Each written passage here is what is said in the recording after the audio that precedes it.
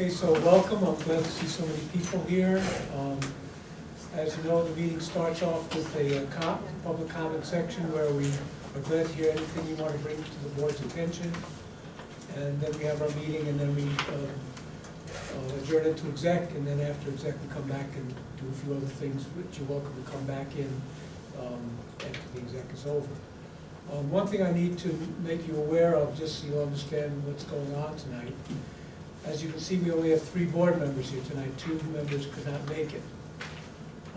According to our bylaws, the board cannot make any decisions unless we have a majority of the total board, which is 5 people. So if we are not unanimous in some vote in any issue tonight, we will have to table it and have a vote when the full board is here. So I just wanted to make you aware of that in case, so you understand what's going on, should that occur. So with that, I will invite people to speak to us. Jess Daniels? I actually was going to maybe talk after Mrs. Field, if there's anything we didn't really touch on. I think there's a bunch of us that all kind of want to discuss the same thing. Oh, okay. Okay, Samantha Field? Oh, Michael Daniels. Sorry. I didn't have anything. Okay. Samantha Field? Okay. Hi, I'm Samantha Field, as you all know. I could go on and on about how the code of conduct was broken in the disciplinary process last week when dealing with those who walked out. I could argue that the students in the cafeteria also walked out of their classrooms, thereby disrupting the educational process, and why shouldn't they receive an equivalent punishment to those who walked outside? I could say that we never left supervision while outside. I could say that the administration and staff should have been prepared for the walkout, as it was a national event. Even though we are just small-town Canajoharie, the people of this school should know that we have strong-minded students. Shouldn't it be a responsibility of the administration and staff of this school to get to know the students? However, I feel like I'm beating a dead horse here. I want us, as a school, a community, even a family, to work together on the real problem at hand. Not to say that the problem of the code of conduct should be taken lightly. There have been 17 or more reported school shootings since January 1st of this year alone. It is all too obvious that we need gun reform in this country now. But at a local level, we cannot do that, so we need to not only discuss how we will make this school a safer place, but when we will do this. Change is now, not years in the future. When we implement safer changes, maybe the difference between life and death for some of the students or faculty at the school. We need protection. We need you to protect us, because we could be next. I am Samantha Field, and I speak on behalf of the student body of the entire Canajoharie School District.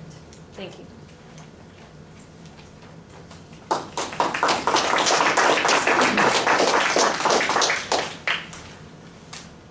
Jess, do you want to? I just wanted to, as a parent, touch on my feelings about how you guys handled the walkout. Number one, I feel like you guys let these kids down. You did not support them, and you punished them for standing up for what they believe in and thinking critically, which last time I checked was something that we were supposed to be teaching these kids. Not only did you punish them for breaking your code of conduct, but you punished them by breaking the student rights in the code of conduct that you wrote. And that's really alarming, and I think it sets a terrible lesson to these kids who tried to stand up and do something positive. So that's my thought on that.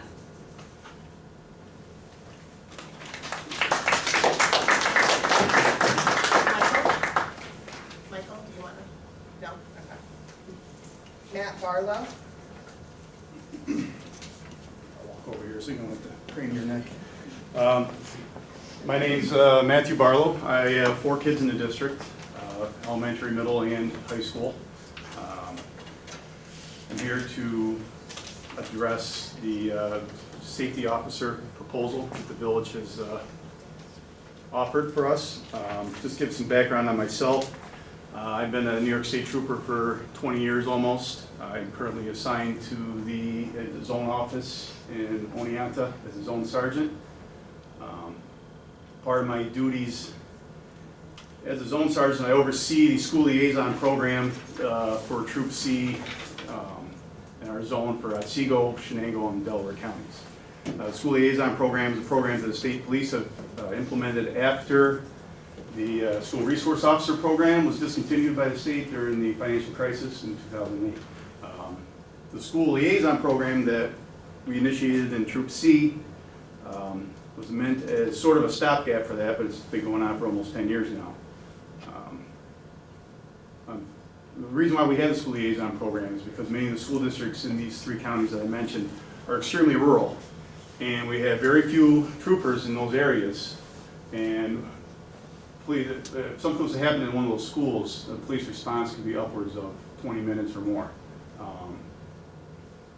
To give the school administrators and parents, everything, some peace of mind, I mandate to the troopers under my command visit these schools at least 2 or 3 times a month on their patrols. And that includes, they work rotating shifts, a lot of times they're night shifts. I mandate that they show up at basketball games, any sporting event, school dances, they frequent meetings with the administrators of these schools, just to get feedback from them, what they would like. We in Canajoharie are blessed to have a village PD right down in that village. They can have an officer up here in a couple minutes.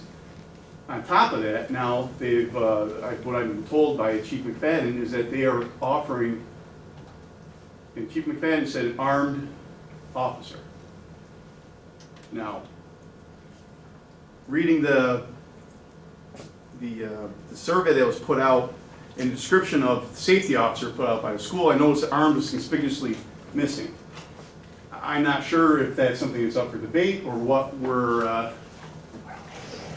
still deciding, but I'm here to say that in the world that we live in now, we don't have time to try to figure out why these shootings are happening. They are happening. And we can debate on whether it's guns, whether it's video games, or what is going on with these shootings. But right now, the most prudent measure that we can take, the best stopgap, is to have a school resource type officer in our school. That is the single biggest deterrent to something like this. And I think what happened in Maryland a couple days ago is proof positive that is that's the most effective way at this point. And I understand the flip side of it. Having a school resource officer in your school, you're going to see criminal arrests go up. Why? Because you have someone assigned to your school whose primary function is public safety and deterring crime. So what are they doing? They're not teaching classes. They are, I mean, you could employ them to do that kind of stuff, but they are effectively seeking out criminal acts. So you're going to see your crime rates go up, which might not be something that the administration and the board would like to see. Also, you're going to have a police officer in your school is also going to look at things from a criminal justice standpoint rather than a social or academic or something something that might be handled in a different manner by the school. So I know there's pluses and minuses, but I think for the safety of the students right now, the most prudent measure is to have, and if the village is willing to pay for it, we have to take advantage of it, I believe, is an armed school resource officer.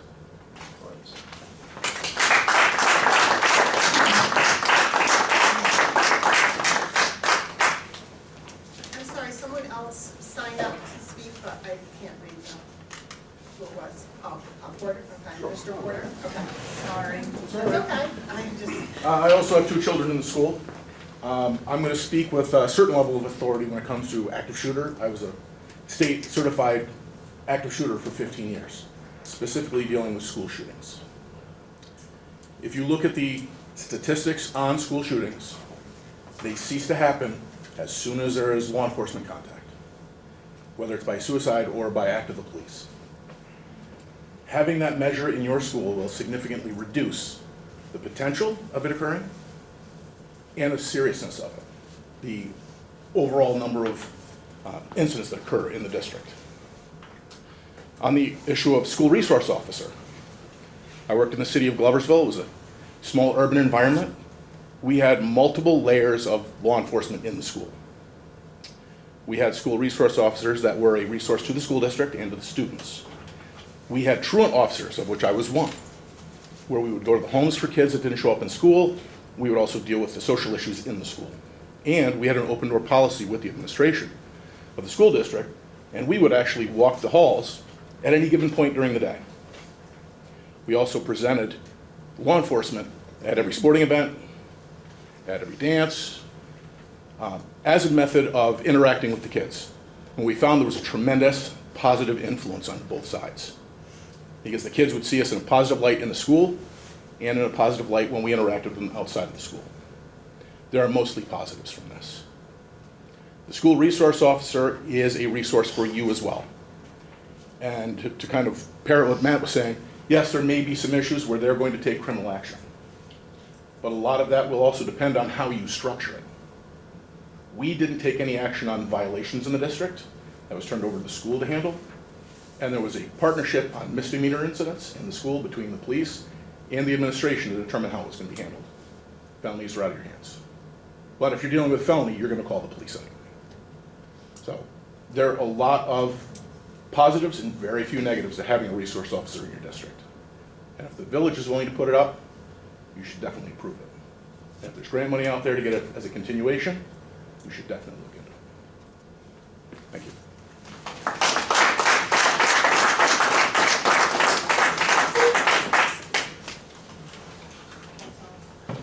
That's it? All right, thank you very much. First order of business would be the student representative report. So, Danielle. All right, so last week there was an art show held in the high school for the Music in Our Schools event, and it used to be held at the Arkell Museum and Library, but this year it was held at the high school, so more art could be shown because there was a limit to the amount of artwork that could be shown at the Arkell Museum, and it was a huge success. I wasn't able to go, sadly, but I did have artwork out there, and all the artwork's still out there, so you can go look at it. But people really enjoyed it, and there was like a lot of like just community members who didn't even have like a kid who had artwork or playing music that came to see the event, and it was a big success. But now I want to really get to the point that I am wanting to talk about right now, which was the walkouts. So everybody knows from what has just been said what happened on March 14th, and I can say I did stay in the cafeteria. However, if I would have known the way things were going to go down, I would have walked out too. It was to my understanding that in the cafeteria there was going to be discussion between students and administration on policy and what can be done to make things better. But it seemed like there was too much concern with disciplining those who were outside, and there was nobody in the cafeteria that we were able to talk to, because we had some great conversation, some great discussion, and we were sad that there was not many people there to share it with. So there's got to be something planned, some sort of meeting where we can talk about this, because I don't want this to go just slip away. So that's pretty much all I got.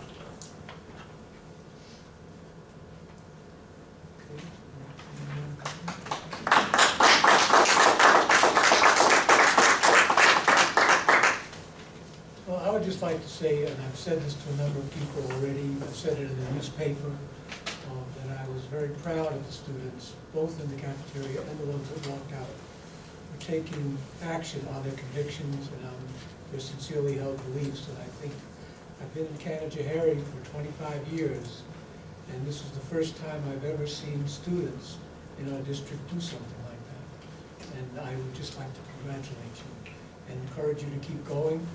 I will be down in Cobleskill on Saturday for the March for Our Lives from 1 to 3 o'clock in Veterans Park, and I encourage anyone who's able to join that demonstration as well.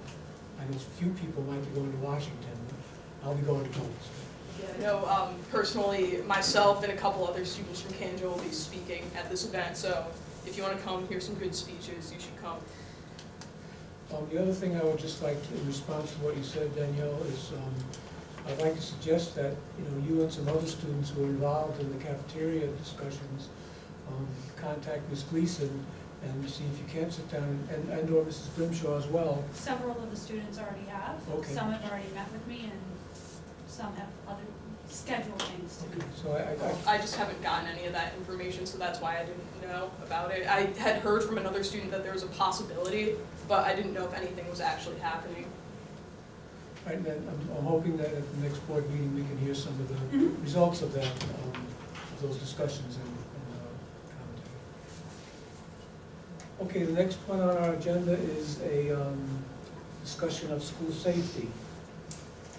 We'll start with a safety update on the East Hill School. Thank you so Ms. much. Ward. On February 12th, Mr. Fowler and Ms. Stevens took on the positions of our hall security monitors. Both have excellent rapport with the children. Mr. Fowler is our, what I call our captain. He's at the front doors greeting, and his focus is there, while Melissa Stevens is our runner. I asked them to collect a little data in preparation of this meeting, and I also seek your counsel because my goal is to continue collecting data with them, that qualitative component, but I'd also like to do a survey from our staff and teachers and for our parents and community, and I'd like to ask to come back perhaps April or early May to report those results. But first, just a little peek into the data.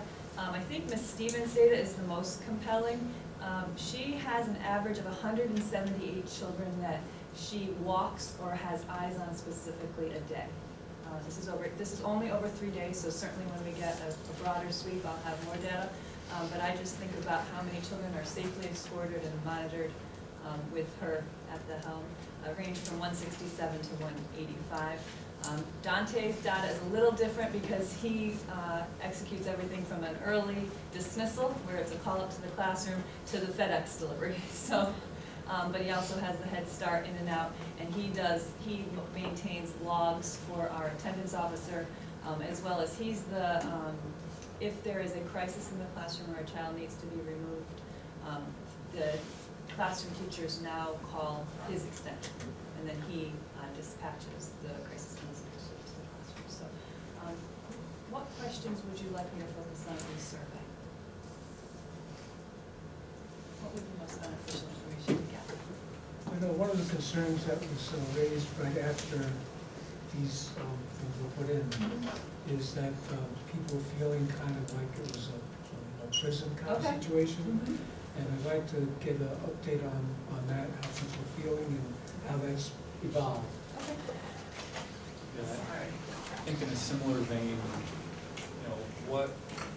at what age are parents comfortable with having more independence? So things that kind of get in that direction too, I think would be helpful.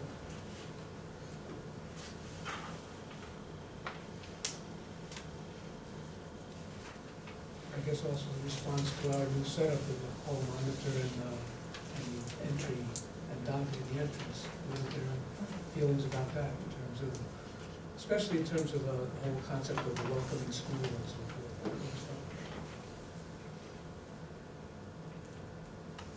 And also if we can get we asked for the teacher's opinion about the parents' opinion about how they. I'd also like to convene a student panel, students' opinion. Absolutely.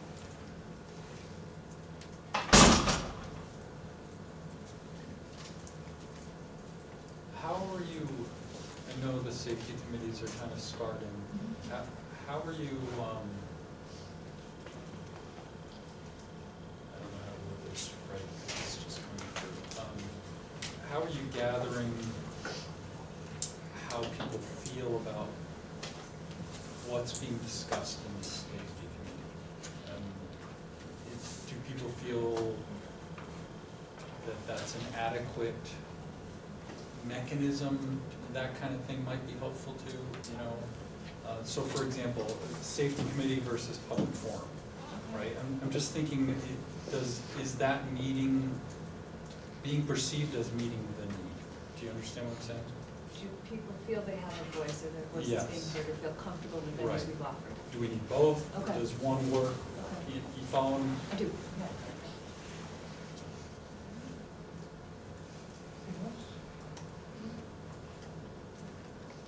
Thank you. Thank you so much. Okay, the next thing is we'll have a summary by Ms. Grimshaw of the district safety plan. So, as you will recall, Let me just say, this is something that's mandated by the state. well, no, not this one, That's, there's, sorry. so this, yes, so, let me start with saying that this was the general district safety plan, if you'll recall a few months ago, that the board requested that I put together the full report due in April that encompasses everything. So this is everything about safety that we know in the district. This is the draft outline, the full report will have a whole lot more detail. So I just want to briefly review some of the required components. So there are things that are required and submitted to the State Education Department, otherwise known as SED, regarding safety. And those things are an annual fire inspection of all buildings, the district-wide safety plan, which has to be submitted and posted on the district website. There are also building safety plans that are not allowed to be made public, but are for internal use only.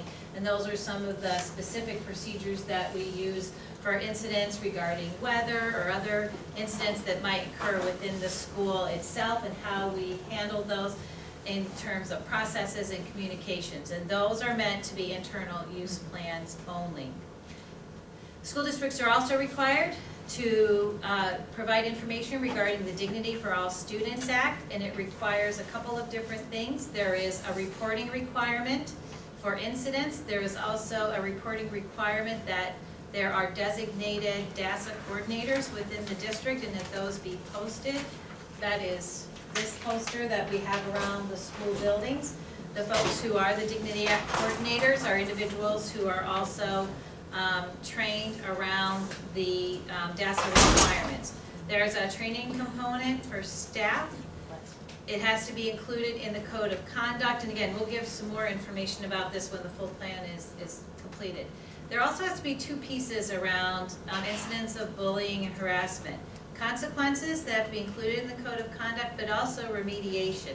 And we deal with that by having students participate in specific anti-bullying or decision-making programs that are provided by our pupil personnel services, our counselors and our social workers. So that's a big piece of another piece that's required within the State Education Department. And then we have our required drills, fire drills and lockdown drills being the primary ones. And this year, actually July of 2017, that requirement changed from 12 fire drills a year to 8 fire drills and 4 lockdown drills. And they are divided up by fall and spring and need to be completed, and those are timed, they're registered, that information is sent to state ed. 4, yeah, so instead of 12 fire drills, it's 8 fire drills for fall, for spring, lockdown, and 4 lockdown drills to fall to spring. So those are all the required things from State Education Department. The other piece that we're looking at when we think about the big picture of safety, or safety in 3 different components. There's structural safety, procedural safety, and then, I'll come back up to those, and then the biggest and maybe the most important piece, which is around prevention safety. So I'd just like to highlight what the areas are in the outline for the plan, and again, the full plan will have more detail. So in terms of current structural safety, and that's around the facilities, there are a variety of things that we've done. We've done the secure entrances with teller windows at East Hill at the high school. We have an enhanced entrance camera at the middle school. We've added additional cameras. We are now able to purchase the visitor identification system because we just got the Santa Barbara grant 2 weeks ago. So that, we just received that money. That money was announced in the fall, we received it 2 weeks ago. We also have looked at additional security to entrances at the high school in 2 ways. There's now a single entry in the morning, that's the main entrance that everybody comes into. And then we're also working on entrance badges for those members of our community who are participants in the morning fitness center activities. So Mr. May is working to get them a badge so that they could swipe in during those fitness center hours, and the front doors could remain locked until the time students start to arrive. And just as a reminder, once all students enter the building, then all the doors are locked throughout the course of the day. One question that has come up around secure entrances is the fact that our buildings are oftentimes open, or are open, after school hours for different school activities, and the fitness center here at the high school. And right now, they are just open. We have single entry opens, the main entrances are open, but we do have an open entrance, and that's something we should probably take a look at and consider. Is there a thought about how to approach that? Not yet. And I'll tell you why in a second.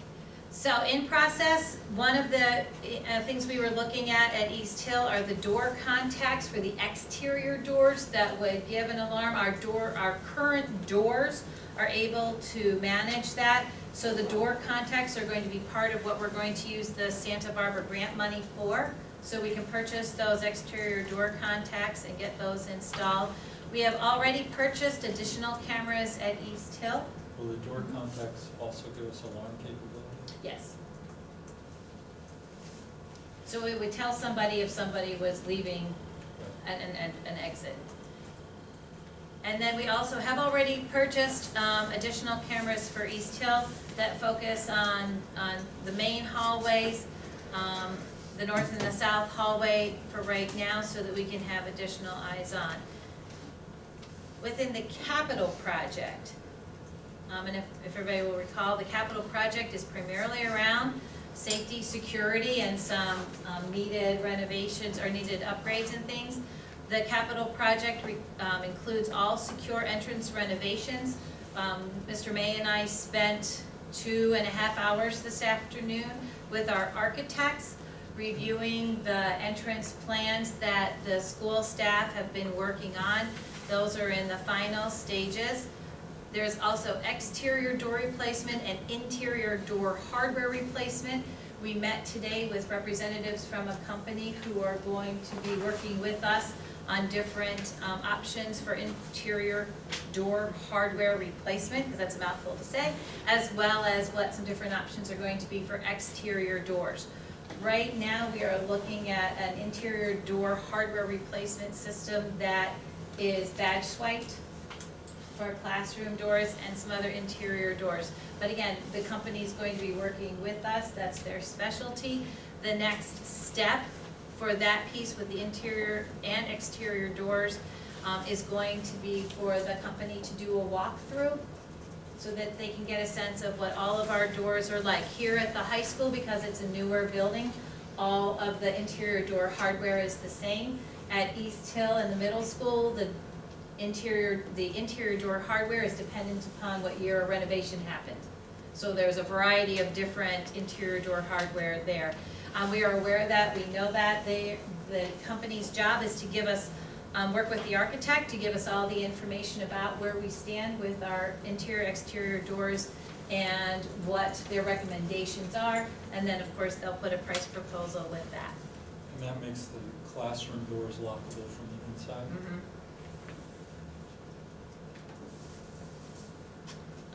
If you would like to have a conversation, I've learned a lot about different kinds of interior door hardware today. The last thing is we really want to take a look at cameras, our cameras around the district. We have some that are old and need to be replaced. We have also identified areas where we do not have good camera surveillance, so we want to make sure we're adding that. We are working with a different company and we met with them last week to discuss different camera options as well as different monitoring options for the camera system. They will be back in the district to take a look at our map and how we've mapped the cameras, but also add their expertise and do a walkthrough and see what they can find in terms of other camera enhancements that we might want to do.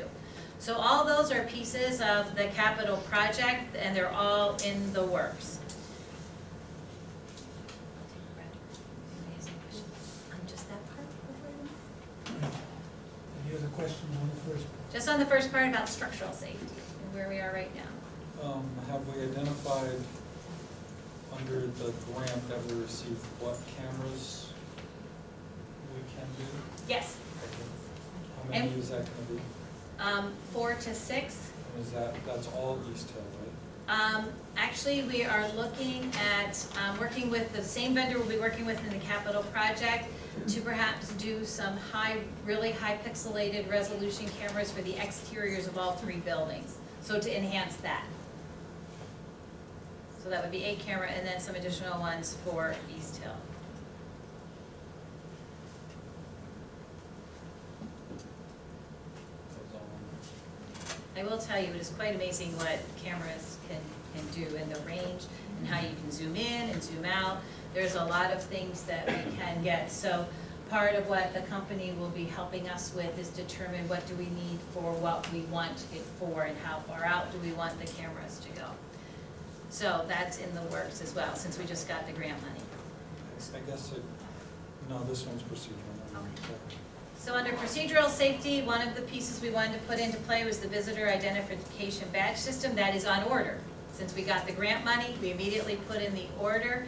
That visitor identification system, known as Raptor, will also provide a background check when folks come in. So right now, if you go to East Hill, you get a little yellow sticker. If you come to the high school, you get a lanyard. That will all be replaced by the Raptor system, which issues identification stickers or visitor stickers that have your face on it, your likeness on it. It is not unlike what happens in a lot of hospitals.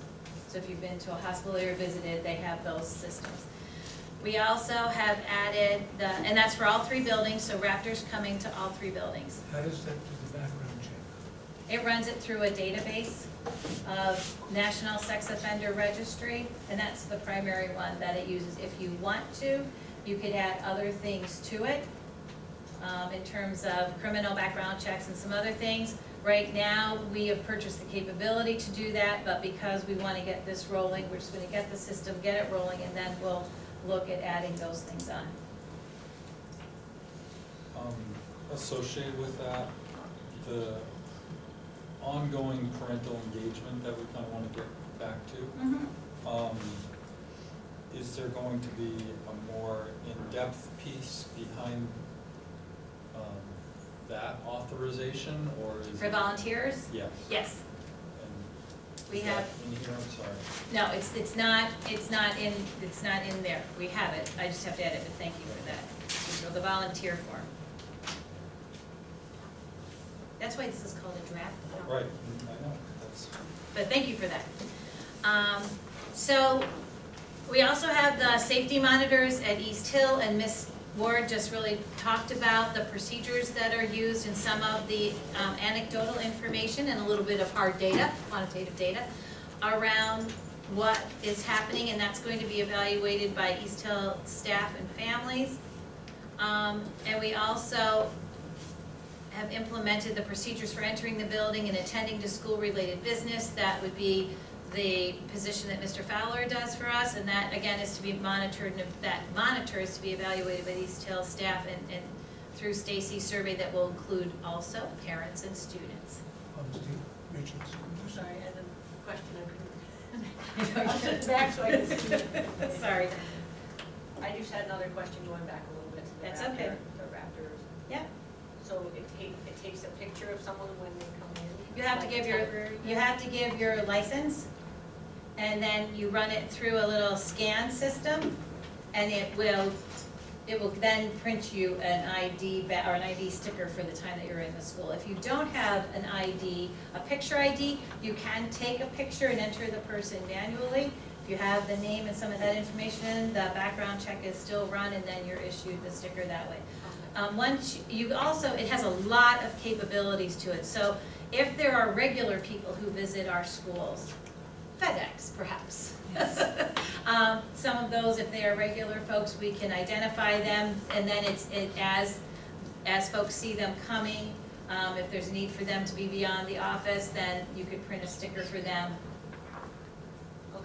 Regular That's what I was counselors who wondering might about. come to see students in school, you could have those kind of pre-made for folks. Okay? Thanks. So I think the biggest area and where we, Before you leave procedural, Yeah, I sorry. have one other Yep. question. As we're thinking about procedural, one of the things that I know some other schools do that we might want to standardize on is what time doors open, and before that, there's not access. Right. You know, those sorts of things. Yep. Should probably be addressed under this yeah, we have, procedural piece. yep, so just so we have it explicit. Exactly. Yep, door open and door lock, Yeah, because drop-offs can't happen before that, right? you know. Yep, thank you. So the last piece of the outline is really around prevention, safety. So we have been talking about establishing building safety teams. Again, at the high school, to our knowledge, we don't know what, there probably were, we just don't know when.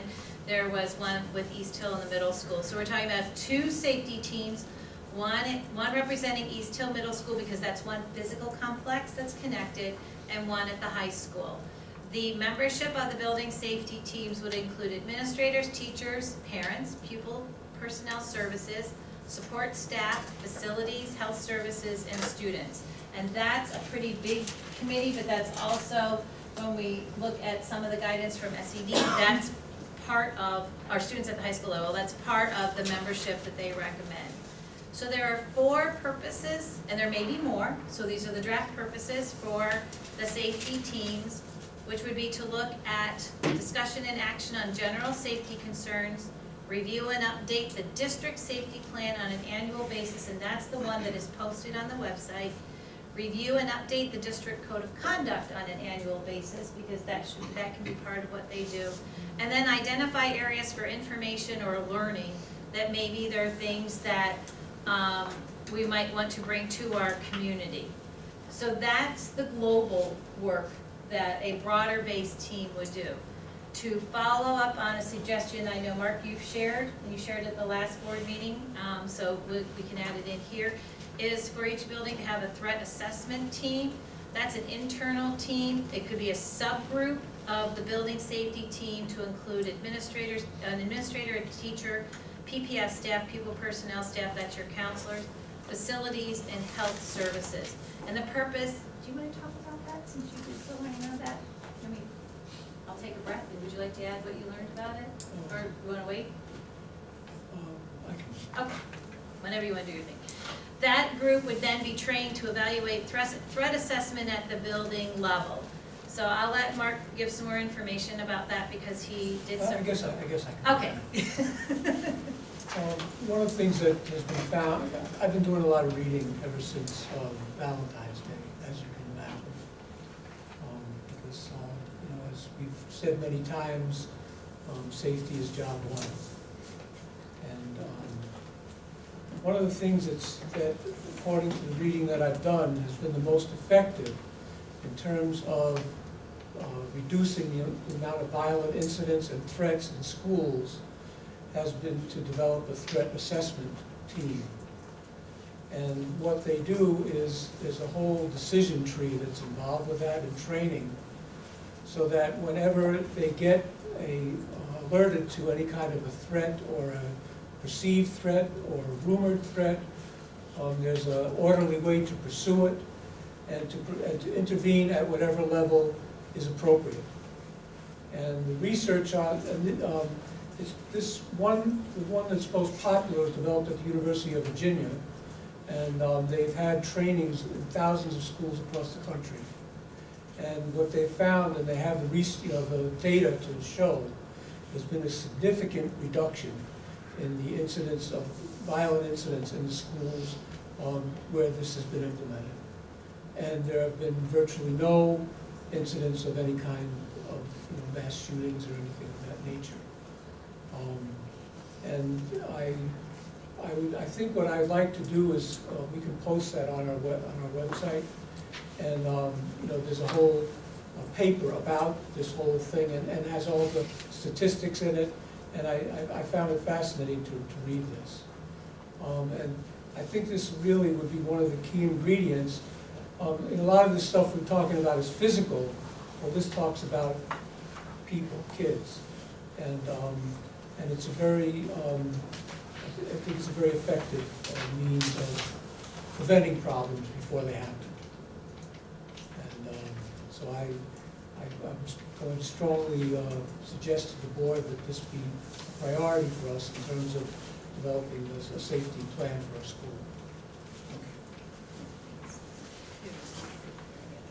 So the next one is also a suggestion and an idea that was added to this draft from Dr. Brody, which is an anonymous tip line, a secure line to provide confidential, anonymous information of a concern or a threat. There's still a little research just to be done on how that might work, but again, that's another idea that we could implement. You want to add anything to that? Okay. So there's some other things that are already part of the work that we're doing that everyone may not know about or that may not be more common knowledge. So here are a couple of things. We've already looked at or discussed a little bit through the public comments, the school safety officer proposal. We'll take I think next on the list is to take a look at the survey results. That's the proposal from Canajoharie Village.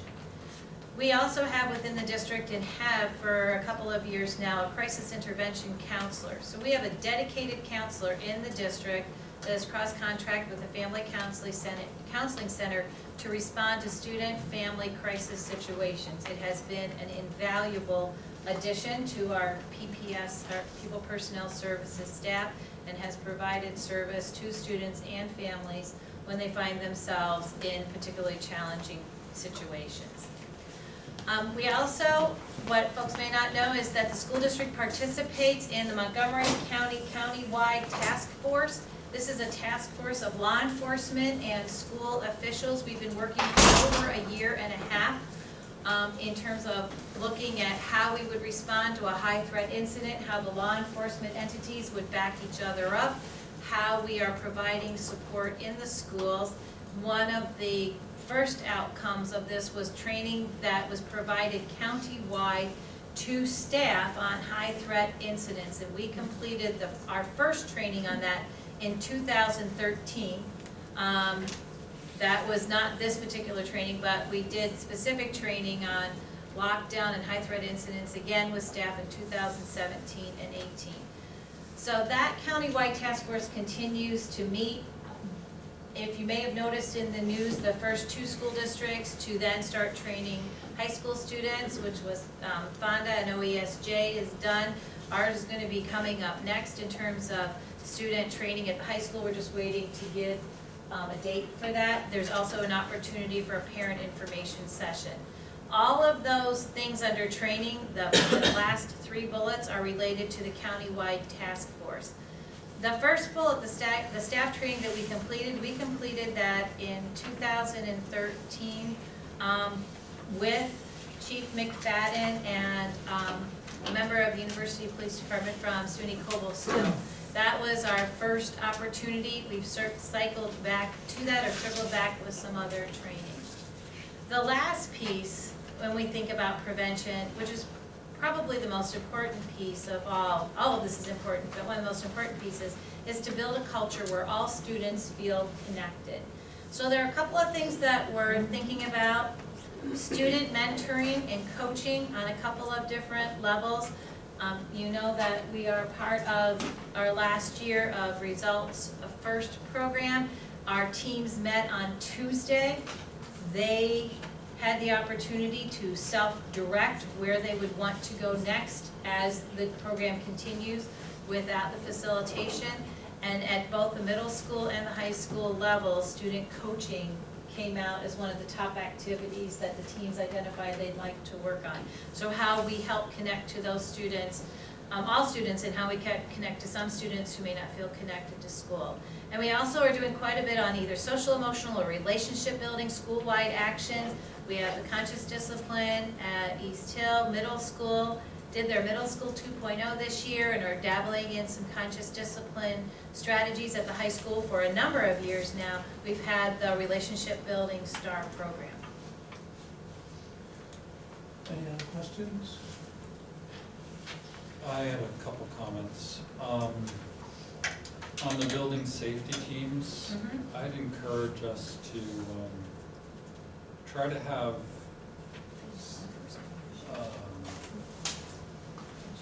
ex officio kind of roles for building leaders so that we get others involved in actually encouraging their thoughts to come out and executing. That's done a lot in certain committee structures where the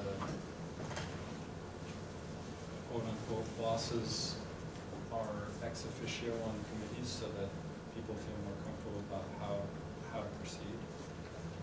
So just something to consider there. And one other thing, I missed law enforcement being added to the membership, so sorry, I'll add that. I just realized I didn't have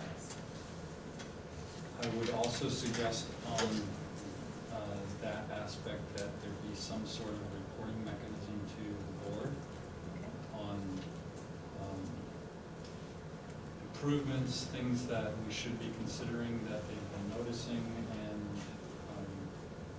risks that they're aware of, so that we can make sure we're taking appropriate actions. And the last question I had around that is, how are we selecting members? Because I think it's important that people that engage in that are desirous of being there rather than being appointed. There's been some preliminary conversations just about that, about who the folks might be, and then we'll talk about, just about who the memberships are, the membership Well, categories. yeah, clearly there's Right. some And then- some people that should be on it from Right. a role perspective. From a role but- perspective, but then for other folks who are our typical, we have done it several different ways, two primarily different ways when we've established committees.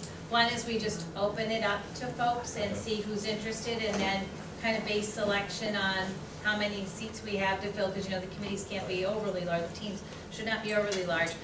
Other times, we'll specifically ask folks who might want to be on it. We haven't made that decision yet, because that'll be part of how the procedures are put together. So, okay.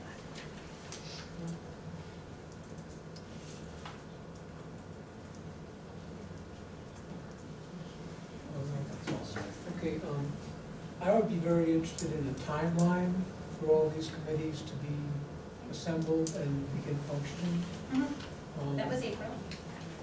Well, but I would ask that there be a progress report at each board meeting on the Okay. progress of our safety plan. Okay. But primarily it's procedural. Right, so if you'll just recall, when we talked about this last time, that was part of, it was April, was the deadline that we had established. And I think everything that we're committed to is everything is going to be up and running September 1st. Yep. But the safety teams, we would like to get started Right. now, But the whole plan. but the whole plan is ready to go, September 1. And just for the benefit of the assembled masses, the school safety officer is going to be a separate discussion, so we'll deal with that as soon as we're done with this. So we'll add that to the agenda, mark the progress report, for each board meeting, for Right. safety. Okay. Any other questions? I had one other note that I skipped over, I don't know why. When you were talking about structural safety, Mhm. I'd really encourage us with the door context to look at some of the doors that electronically unlock as people walk by them, so that we preserve safety from an entrance from the outside unwanted.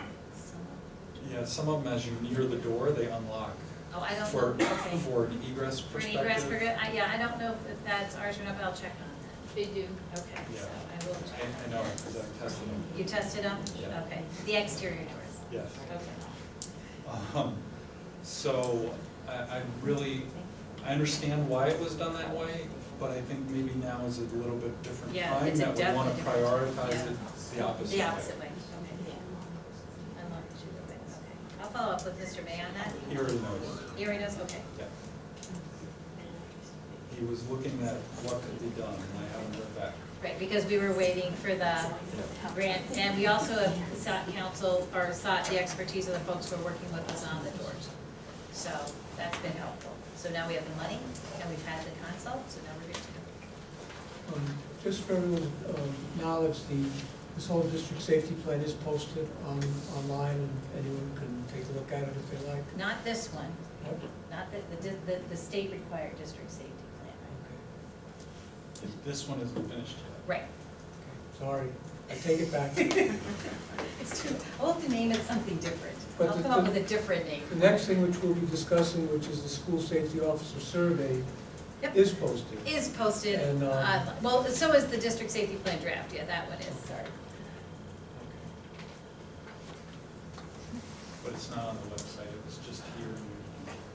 The This legally required one is Is on our website. Okay, so you can get the one on the website that's legally required, and you can see what we just saw now, going to the Board docs. board docs. Yeah. Sorry for the confusion. Okay, so the survey. So we constructed a survey that was paper and online, and we received about 300 and some odd response. So, could you go, just give a history, how we got to this point? Oh, sure. You know, like how this whole thing. How we got to the evolved. survey?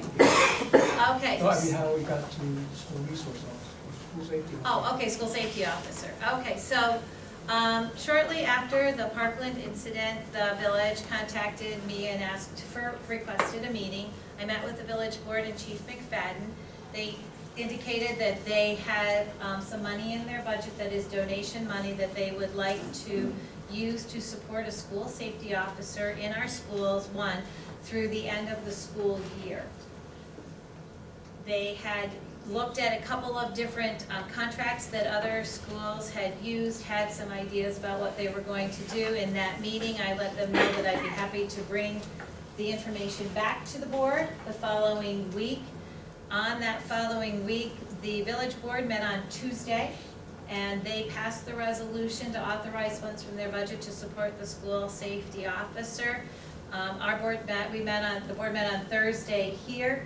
After some discussion, determined that it would be helpful to get information from the community about what the community's thoughts were around a school safety officer.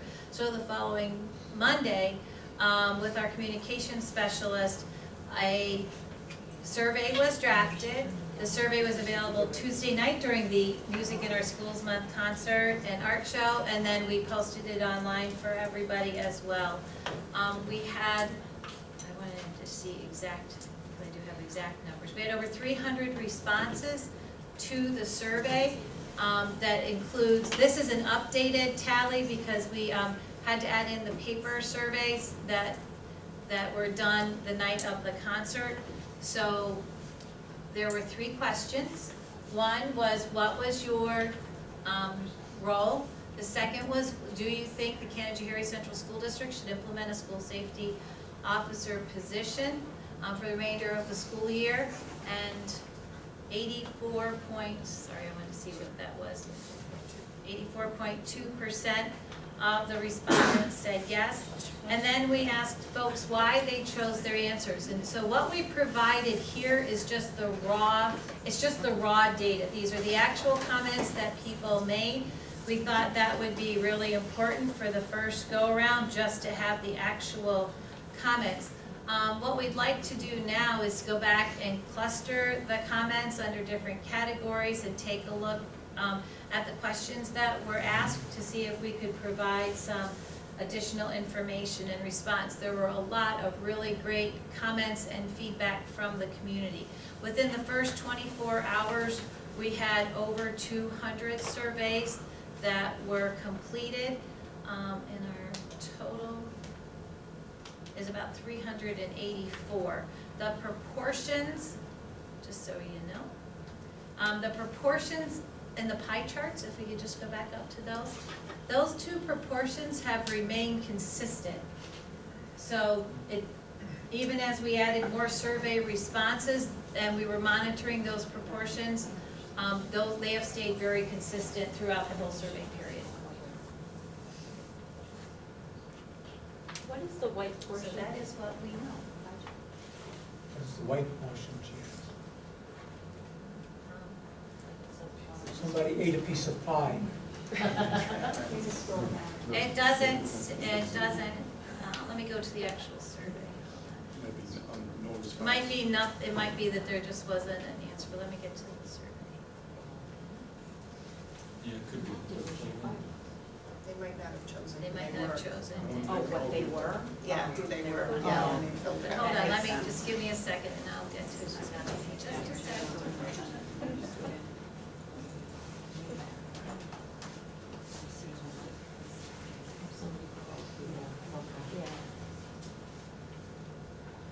So we had 378 responses, just so for clarity. That's a good response rate.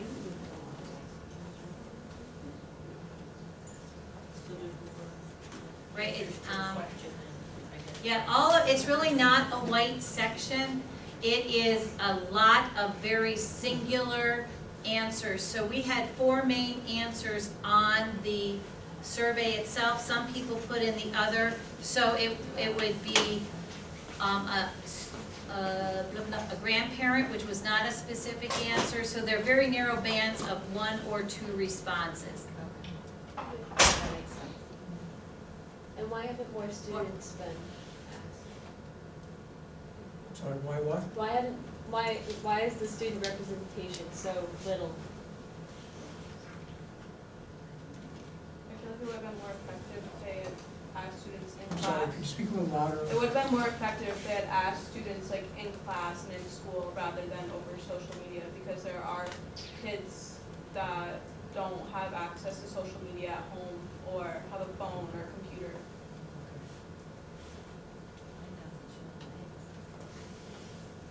We'll certainly take that into account. It's for sure going forward. Thank you.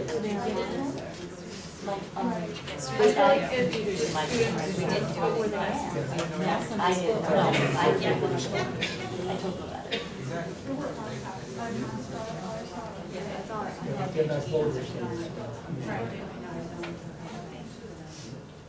Okay, is that it? That's the overview of the survey results. Okay, so, that being the case, we're on to a discussion with the school safety officer. So we're open for discussion, comments, or questions.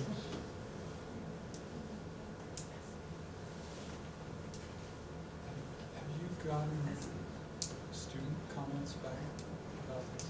Have people talked to you about it? Not really. To be honest, I wasn't aware that the survey was out online yet either, even though I was at the meeting, I just kind of forgot about it. So I think we gotta get it out to more students, and I think that'll be an easier way to hear more from the students, because I haven't heard too much from anybody, because there's been a lot more other topics kind of being talked about.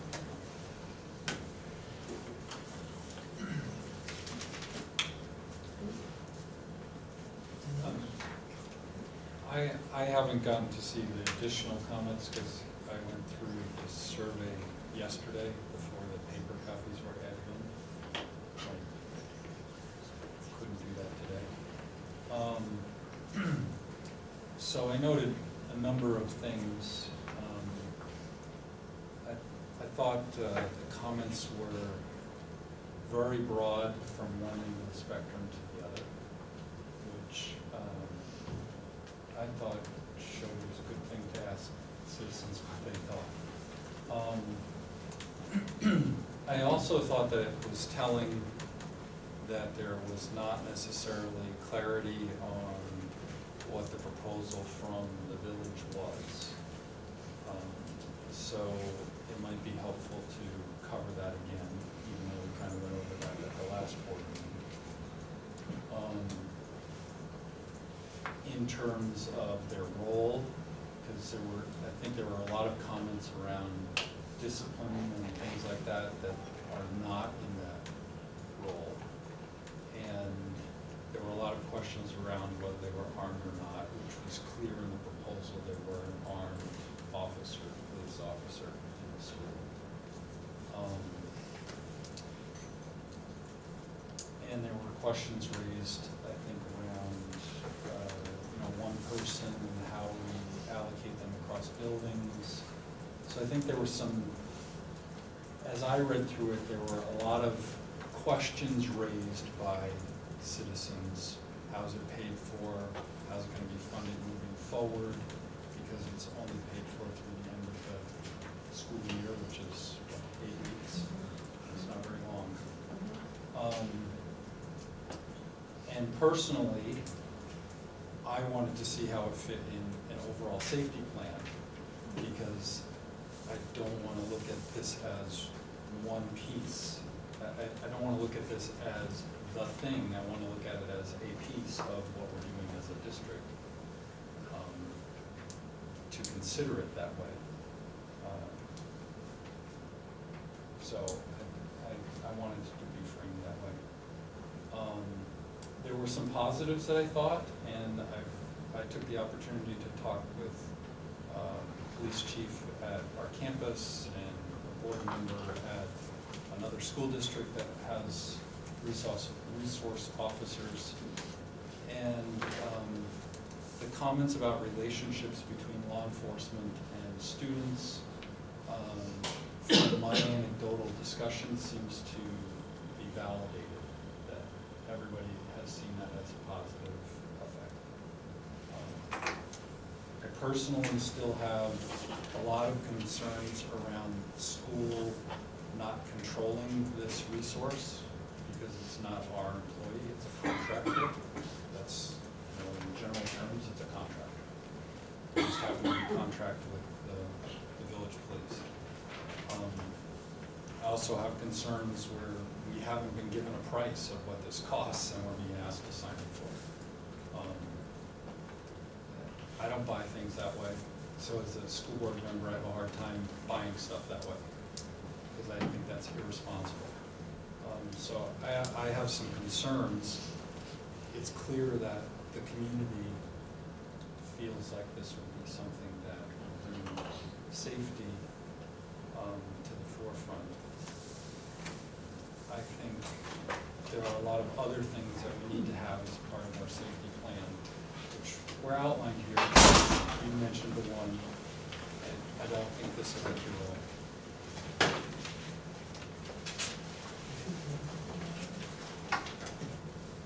I didn't get to read it today either. I didn't see the paper responses, but I did read the other responses, and I appreciate the time people took to answer the questions. And I did notice there were a lot of, thorough questions from both ends. I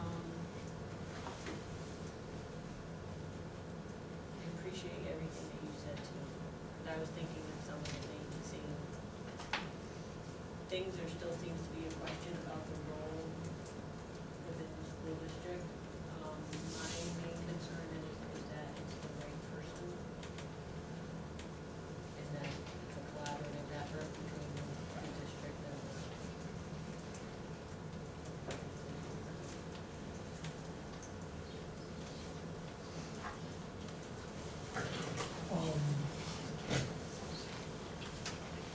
I think obviously we need to do a better job of surveying the students, so that certainly would be a very important piece of the puzzle for me at least, and I think for all of us.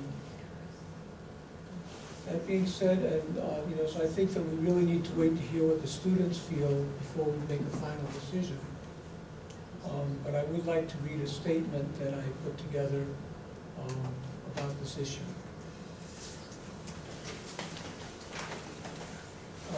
I've lost significant sleep considering this issue. I have serious concerns about the prospect of placing an armed resource officer in our school district. My concerns are the following. Placing an armed uniformed officer in our school will give it a prison-like feel, a far cry from the welcoming atmosphere we would like to have. The National Association of School Psychologists, in a research study on school security, has stated that, quote, there is no clear evidence that the use of metal detectors, security cameras, or guards in schools is effective in preventing school violence. And little is known about the potential or unintended consequences that may accompany their adoption. The establishment of a safety committee trained to conduct threat assessments has been shown be a much more effective deterrent to violence in our schools.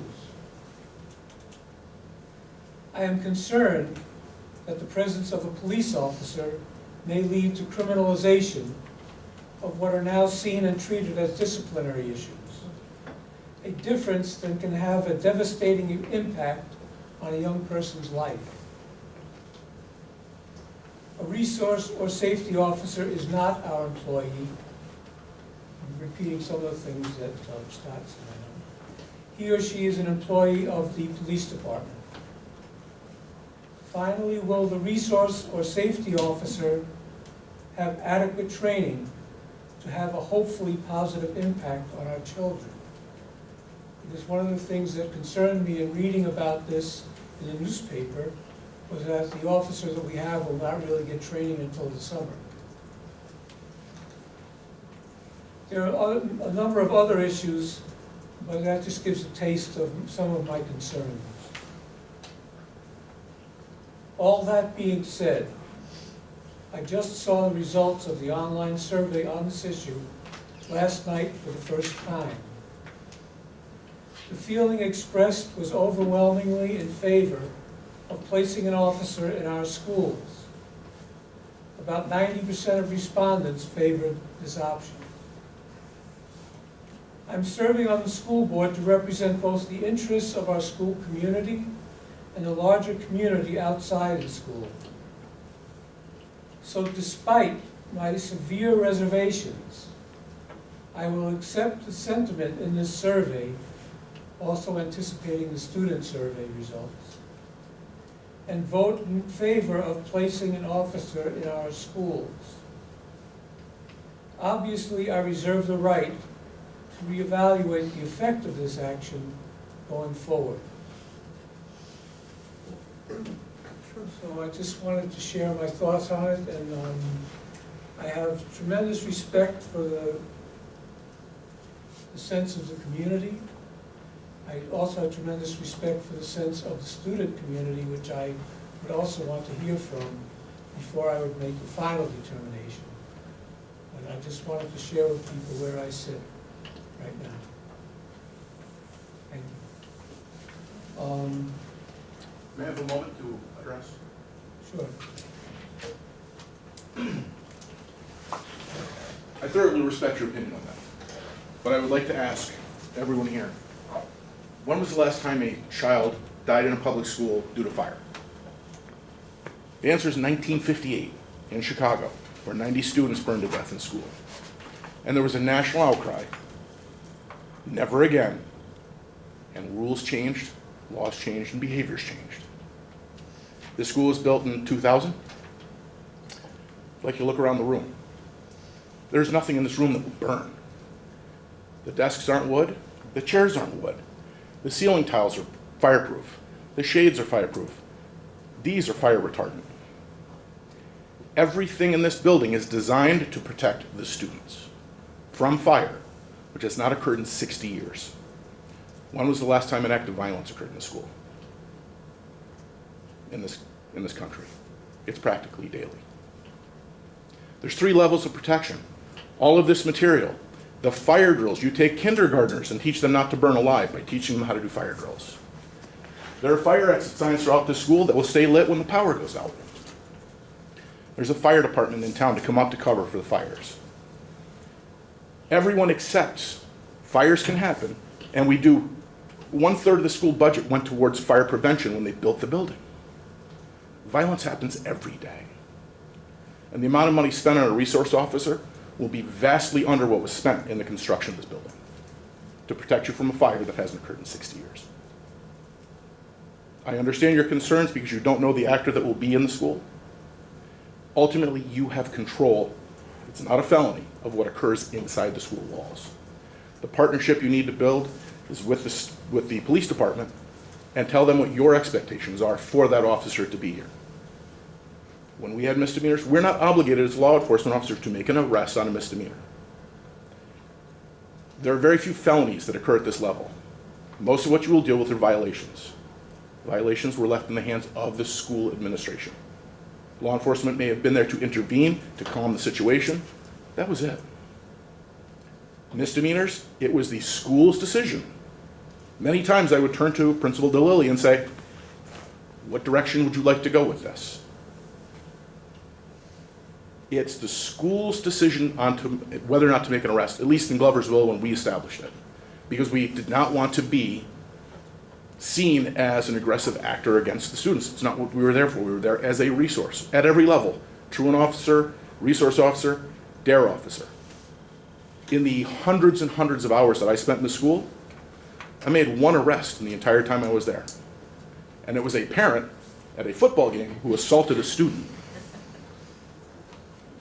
Other than that, we happened to be present to place our hands on a desk to keep the desk closed and remove the child from the desk so we could remove a loaded handgun from his desk. That is the only other time that we had a law enforcement action in the school.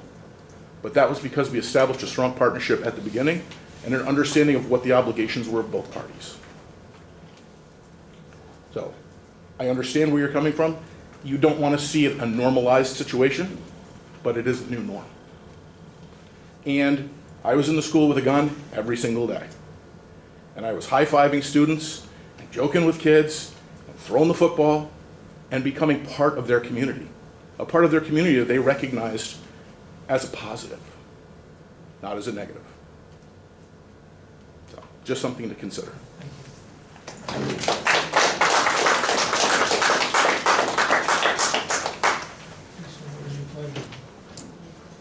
Well, I like you, would be remiss to not go the direction of the citizens of our community. But I also have a fiduciary responsibility as a board member to say, how much is this gonna cost? And the proposal that they've given us is blank. I think We have that's- an upper limit of,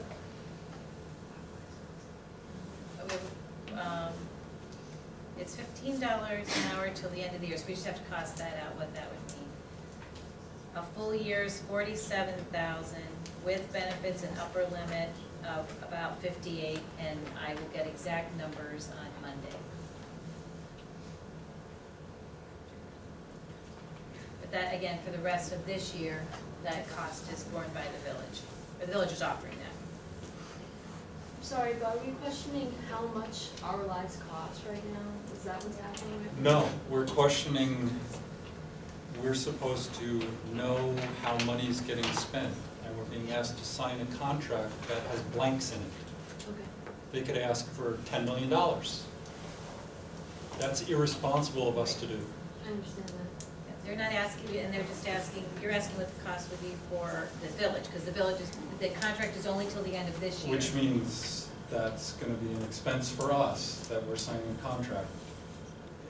If we go down this road, In the future, correct. thank you. I just want to say something. There's 12 weeks of school left. Yep. A shooting occurrence can happen anytime, any day. Well, what about tomorrow? Like, do you see what I'm saying? Why don't we have only our school now? Yeah, change has to happen now. Like, it can't be future. Future is a month, weeks, a day. Like, you know what I'm saying?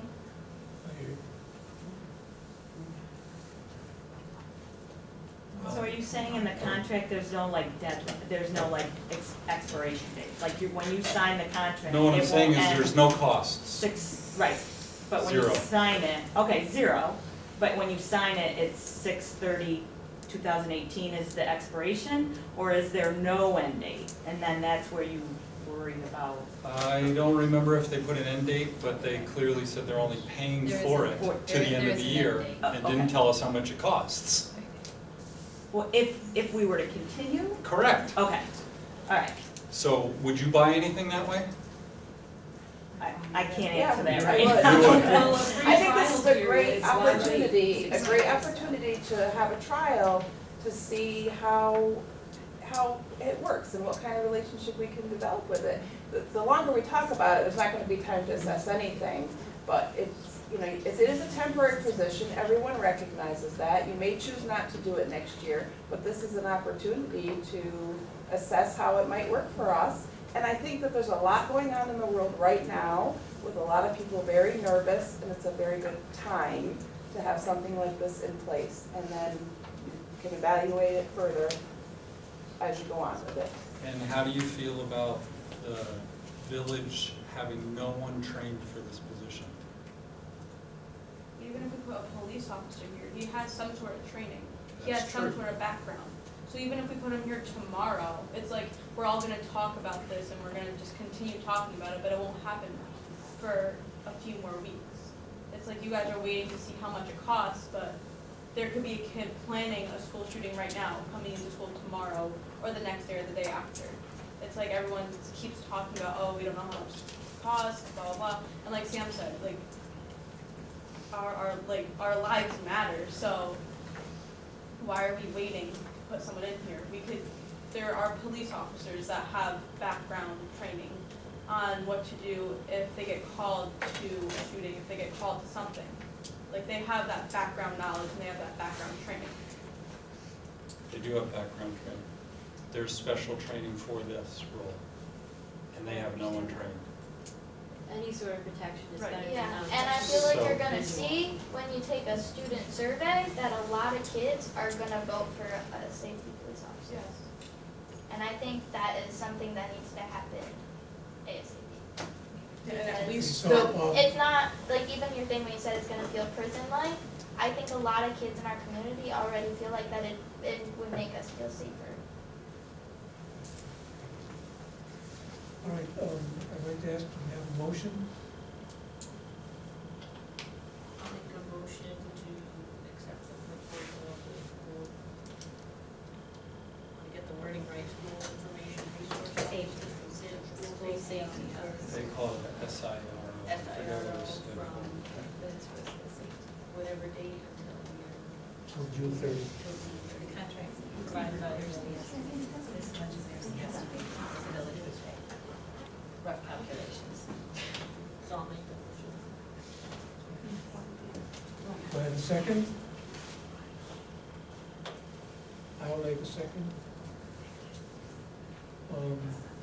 All in favor? Aye. Opposed? One second. I'm looking to see if there's a termination date. There in is, this yes, contract. it's on page, of the contract. It's on section 13, terms of agreement, 13.1. The term of this agreement is from the date of signing to June 30th, 2018. The agreement and may be renewed and extended annually by the written agreement of both the school district and the police department. Such extensions will be effective July 1 through the following, including the following June 30th. Written notice, blah, blah, blah. Okay, so, motion's been made and seconded. All in favor? Aye. Aye. So opposed, so the motion carries, because we have the majority of the whole board, the three voting yes. Meet with the chief of police tomorrow.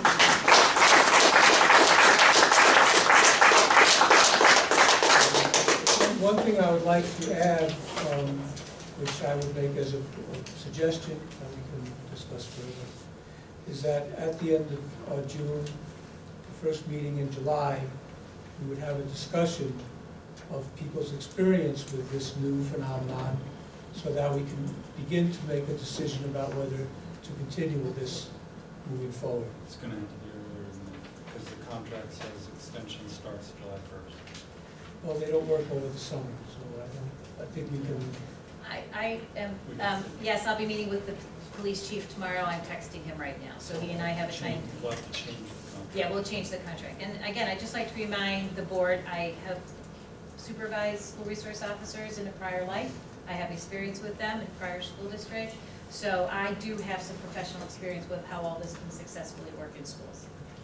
Okay? but as I said, I think it would be important to have a discussion once we have the experience, and then make a decision moving forward whether we want to continue. Yes, and I'll work with Brian on that tomorrow. I think it would also be important to go to some districts that have had safety resource officers in place and get the role responsibilities. Yep. Because like the board member I spoke to out of Amsterdam, you clearly had some roles in Yep. Gloversville district. Yeah. So if we use some districts that have had this working for a period of time and have already learned what those Yeah. lines should be, Yep. that would be good for us to mirror this after. Yes. Mr. Brody, Any, what would the hours be of the school resource officer? Be- The discussion was that they would come in just prior to when students get here and be here through dismissal. Is what- 7 to 3 or so? More or less. What about after-school activities? Because we have classes normally till What- 7. That's something that we'll have to work out. What other districts have done is sometimes they've had police officers, hire them extra time to come to a football game or a basketball game or whatever. And that's something that we'll have to work out with the officer and in consultation with everybody and figuring out how this resource can best be used. It's 7 hours a day, 5 days a week. 5 days a week, yep. I didn't see a starting time. That would be something that we would mutually agree upon. Okay? Historically, though, and in what many other districts do, it's the beginning of the day, the end of the day, and presence, which is a great relationship building time around lunches. Okay, so thank you all for your input. It was very helpful. Next point on the agenda is the 20.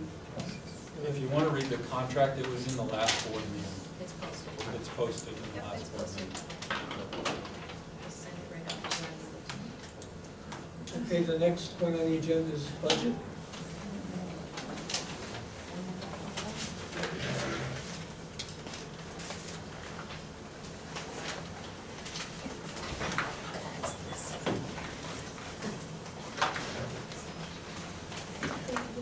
What did you just say? Budget. That's all I see. I'm looking at this, I went back to the other meeting to pull the thing up, I'm looking at it going, budget isn't there, where is it? Okay.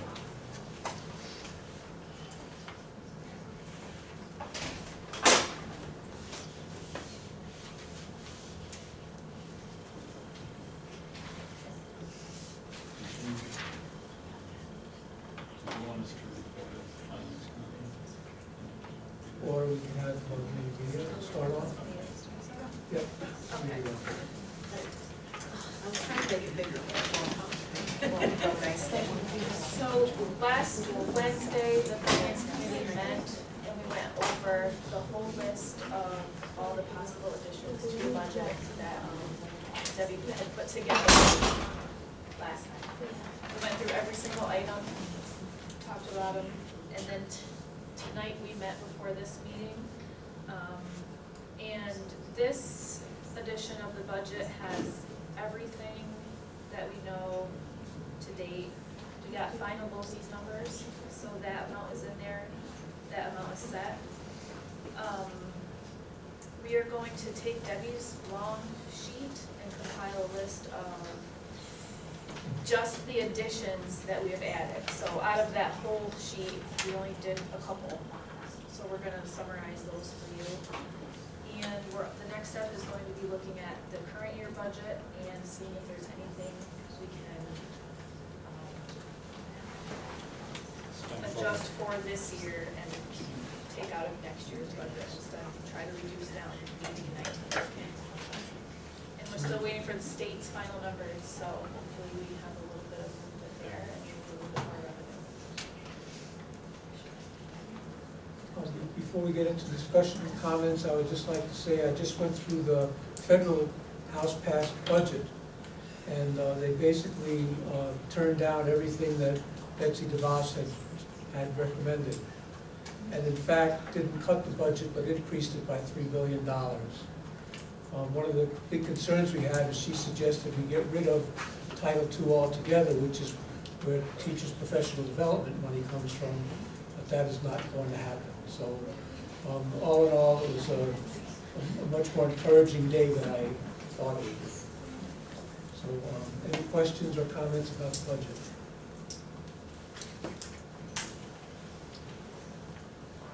You have the dates of the budget hearing? Until it's that Monday, May 8th.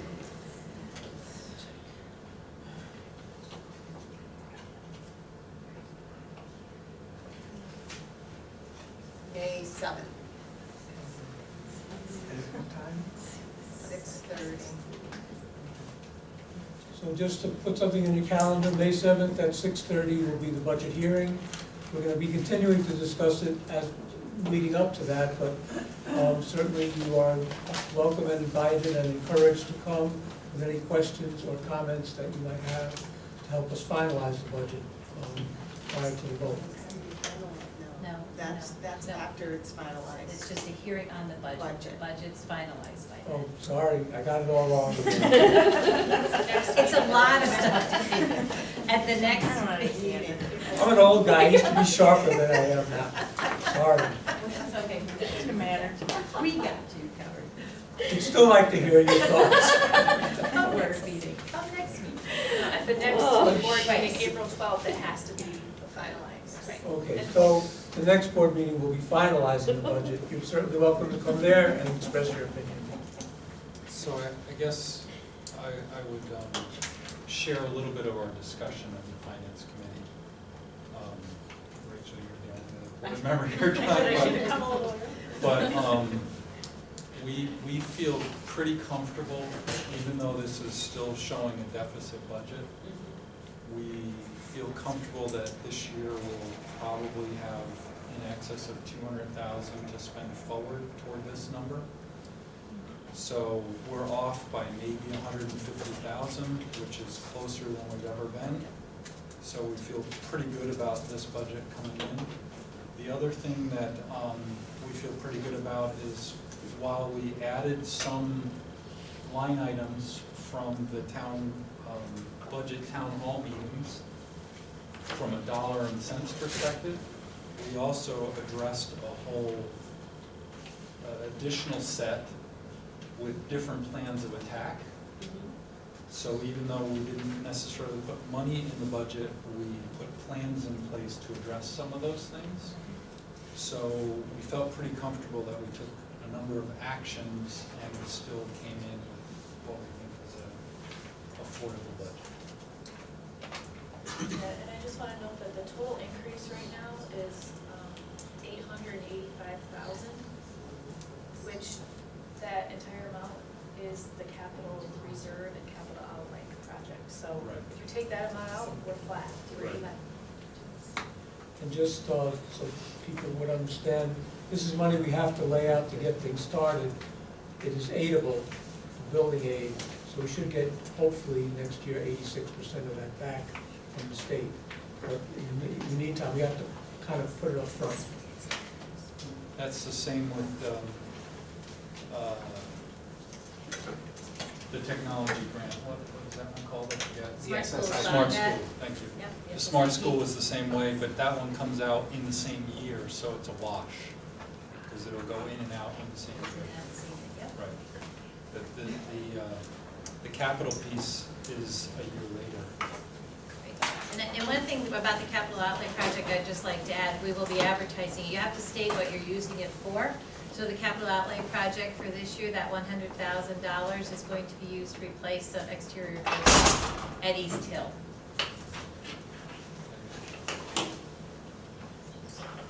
Anything else on the budget? Okay, moving right along, EPC incentive aid. Can we table that, You can table that if people.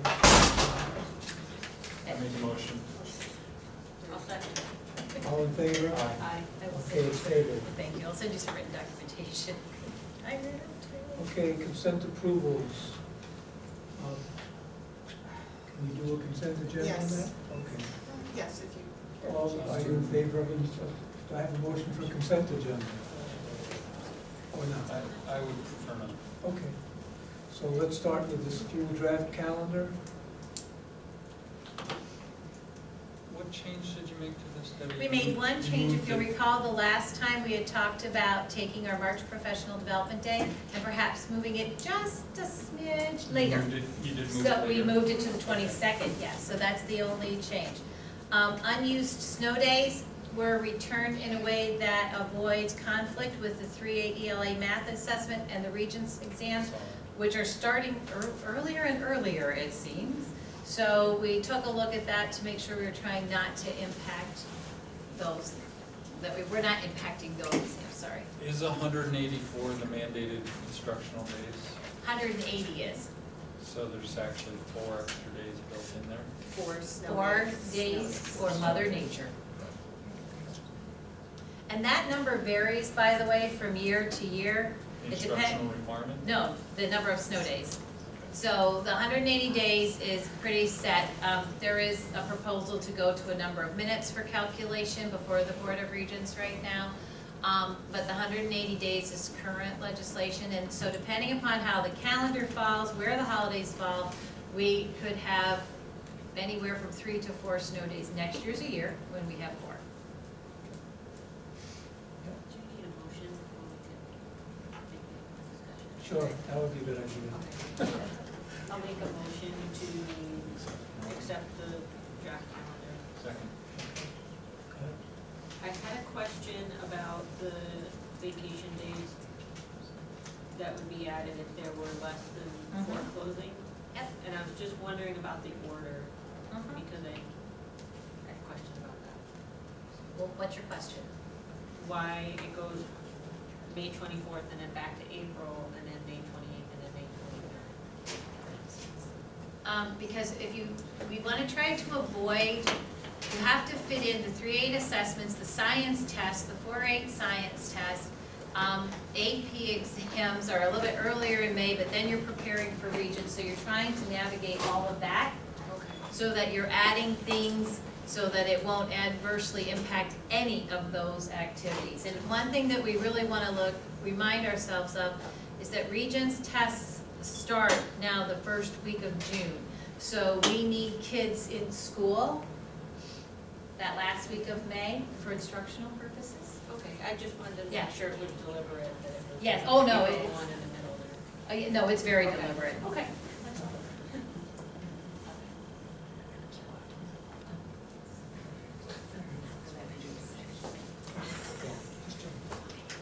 Anything else?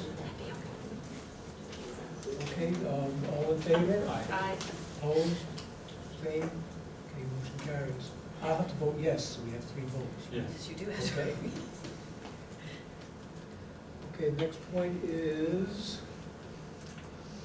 the volleyball merger with Fort Plain.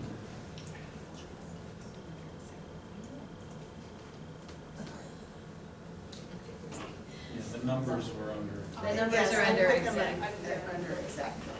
Oh, So- Sorry, I put them in the wrong spot. Okay, motion, Make a motion. second? I'll second. Okay. So, last year, or a couple of years ago, our volleyball coaches had started to express just some observations about the number of students participating in volleyball and wanting to make sure that volleyball was continued to be a viable sport in the district. So we started having a conversation with Fort Plain. They were also experiencing some similar kinds of concerns. And so in working with them, we are proposing that the volleyball teams be merged so that students can have opportunities. We also, they have a coach at the varsity level, we currently do not. So and we really struggled to get a coach this year. So that's one of the other barriers that seem to be impacting us. So they have had a volleyball team? Yep. As well? Yep. So in looking at the numbers, it really looks like our problem in participation was the junior year last year, which turned into the senior year this year. And it looks pretty consistent that it's 5 players a year if you, even if you went to the younger people. So my concern is if only 6 players play, and we have 2 active teams that merge, then you have 20 players on a team that only 6 play. I'm not sure I don't have the Fort Plain numbers So if they have a team, to they. know. Right, they have to have at least 6. Right. Right, so I don't know if they would have 20, I don't know what their team structure is. They also may make cuts because I am a volleyball player. I played varsity last year and I play on a travel team for volleyball. And last year we had one girl quit, another girl broke her ankle, so that left us with 5 girls, and then we had to pull one up from JV, and that left JV with 6. So we did not have enough. So merging with Fort Plain would help our volleyball team and their volleyball team because we're putting all of our skills together. And like, I don't want to sound like rude in any way, but the people who aren't really contributing to the team, they should be cut at least, because for a travel league, then everyone is cut if they're not gonna contribute to the team. So it's like there are girls that really put in a lot of time, a lot of effort, and a lot of money to play the sport, and merging would help both of our teams a lot. I do respect your opinion, but I don't think that's the purpose of public education sports. So I was going from a perspective of I want to make sure our students still have a chance to play. Cuts? Are you talking about cuts? Know that we should have a better team because people are in their own outside leagues, so they want to play with better players on our high school team. That's false though, because we go to small town Canajoharie. If you go farther, that's nothing like this. We're completely different. I play with girls from Cobleskill, from Albany Academy. I play in softball. I travel to Florida. I travel all over the place for softball. I play with girls from Shen, Burnt Hills, all these big schools. And it's the same exact way there. Not I understand. That doesn't mean that that's necessarily what I think is right.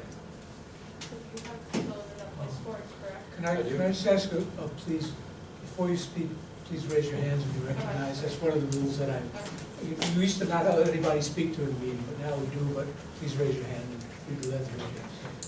I just want to say 12 is the best number to have for a team. Thank you. Okay. That's perfect information. Okay. From the coach. Any other questions or comments? Can I ask a question then? To You don't approach? have to, you should raise your hand too, but I'll. So if the numbers, if our average number seems to play out, we really have a class that didn't contribute anybody to the volleyball team for Right, 2 we years in didn't a have row. we didn't have a coach for that modified team. Right. And that just kind of put a Right. dent in it. So if you take that as an anomaly out, it looks like we would average 10 to 12 players. Assuming they average 10 to 12 players, you're gonna probably be cutting a third of the people Well, that go these out. numbers are for both JV and varsity. I know. I'm saying 24 total, 12 for each team. 12 for varsity and Right. 12 for JV. Right. Right, so if they had 12 and we had 12, we could field 2 teams.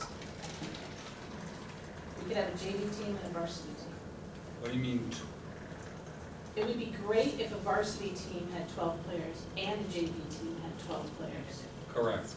And next year, if everybody that played this year plays next year, you would have 9. And if the same thing happened in Fort Plain, you would have 18 on varsity. Okay, so, oh, yes, that's what you're saying, the 11th and the 10th grade. Okay, so you'd cut a third of them. That's my point. Yeah, you would have to, because you couldn't really play. You can't go here. they are cuts are for life. What are you gonna do? If you're gonna go and try out for a team, then you're, I don't know how to word this, like, for example, the team that I play on, they do make cuts, like I said before, and a girl from our school, she went and tried out and she did not make the team. So it's like, she contributed to our varsity team, but she didn't contribute to the team that she tried out for our travel league. So there are girls who play, and I'm not saying that they're awful, but they just don't contribute. And there are girls that don't care about this, like they play just to play. They don't dedicate as much time as the rest of us do. So it wouldn't be fair to us to have, 9 girls on a team saying that someone gets hurt. Like that happened last year, a girl broke her ankle, she was out for the rest of the year. A girl quit because she was hurt, so that left us with 6. We started with 8. So it's like, I feel like if it was different for football, because they merged Fort Plain and Canjo, so they have more than enough players. It's like, Actually, Fort Wayne didn't have a team. right, but they still have a team now. There are still boys from that school coming over to our school to play sport that they dedicate a lot of time and effort and money into.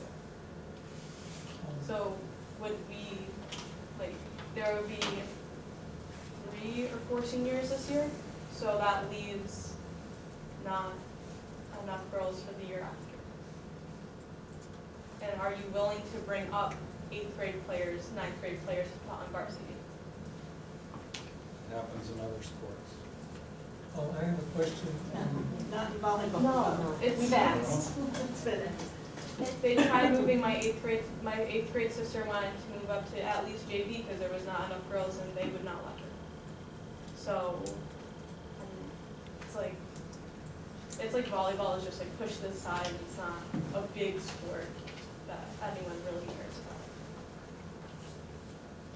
I have a question. How did this come about? Where did this suggestion come from?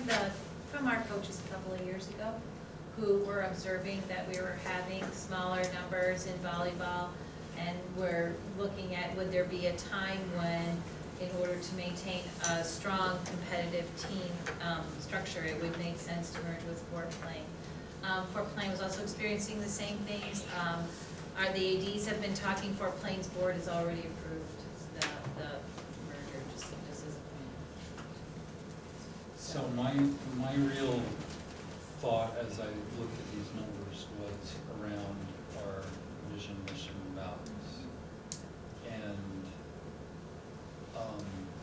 if there wasn't an anomaly in our data of a particular cohort that no one played volleyball, then I think that I would feel differently about these numbers. But I just wonder whether we're eliminating an opportunity from some of our students. That's really my question. And I understand your point. You want a more competitive volleyball team. I understand that. But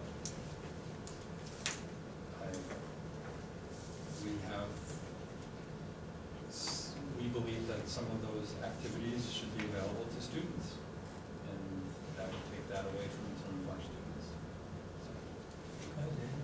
I can personally say I don't think they are asking just for a more competitive team. They're also asking for an opportunity to be able to play, because if you're gonna have people that are gonna either quit the sport or be moving on to like a different sport or something, they might not have the opportunity. So having students from another district being able to merge, they would still, of course, have the opportunity to play. And I understand your view on like that, and I totally understand it, and agree it might be taking away from some of our students, but it could entirely take away the possibility if there's no team, not enough people for it. Right, and also, I get what you're saying with you don't want to take cuts away from anyone, but you're going to get accepted into college and decline from colleges. So it's and also a girl that plays for our school, she's been looking at Division I colleges to play volleyball for. So are we really going to take that opportunity away from her? Because how many people from Canjo go play Division I sport in college? There aren't many, right? And so Actually, that's wrong.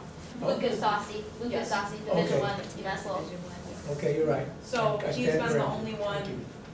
that I know of. So are we really gonna take this away from her because she wants to go to Division I, and she is very capable of playing Division I volleyball, but for her senior year next year, are we gonna have a team for her to play on? The question is that our purpose as a public school? Are we gonna take all sports away from kids? No, is our Well, purpose to volleyball.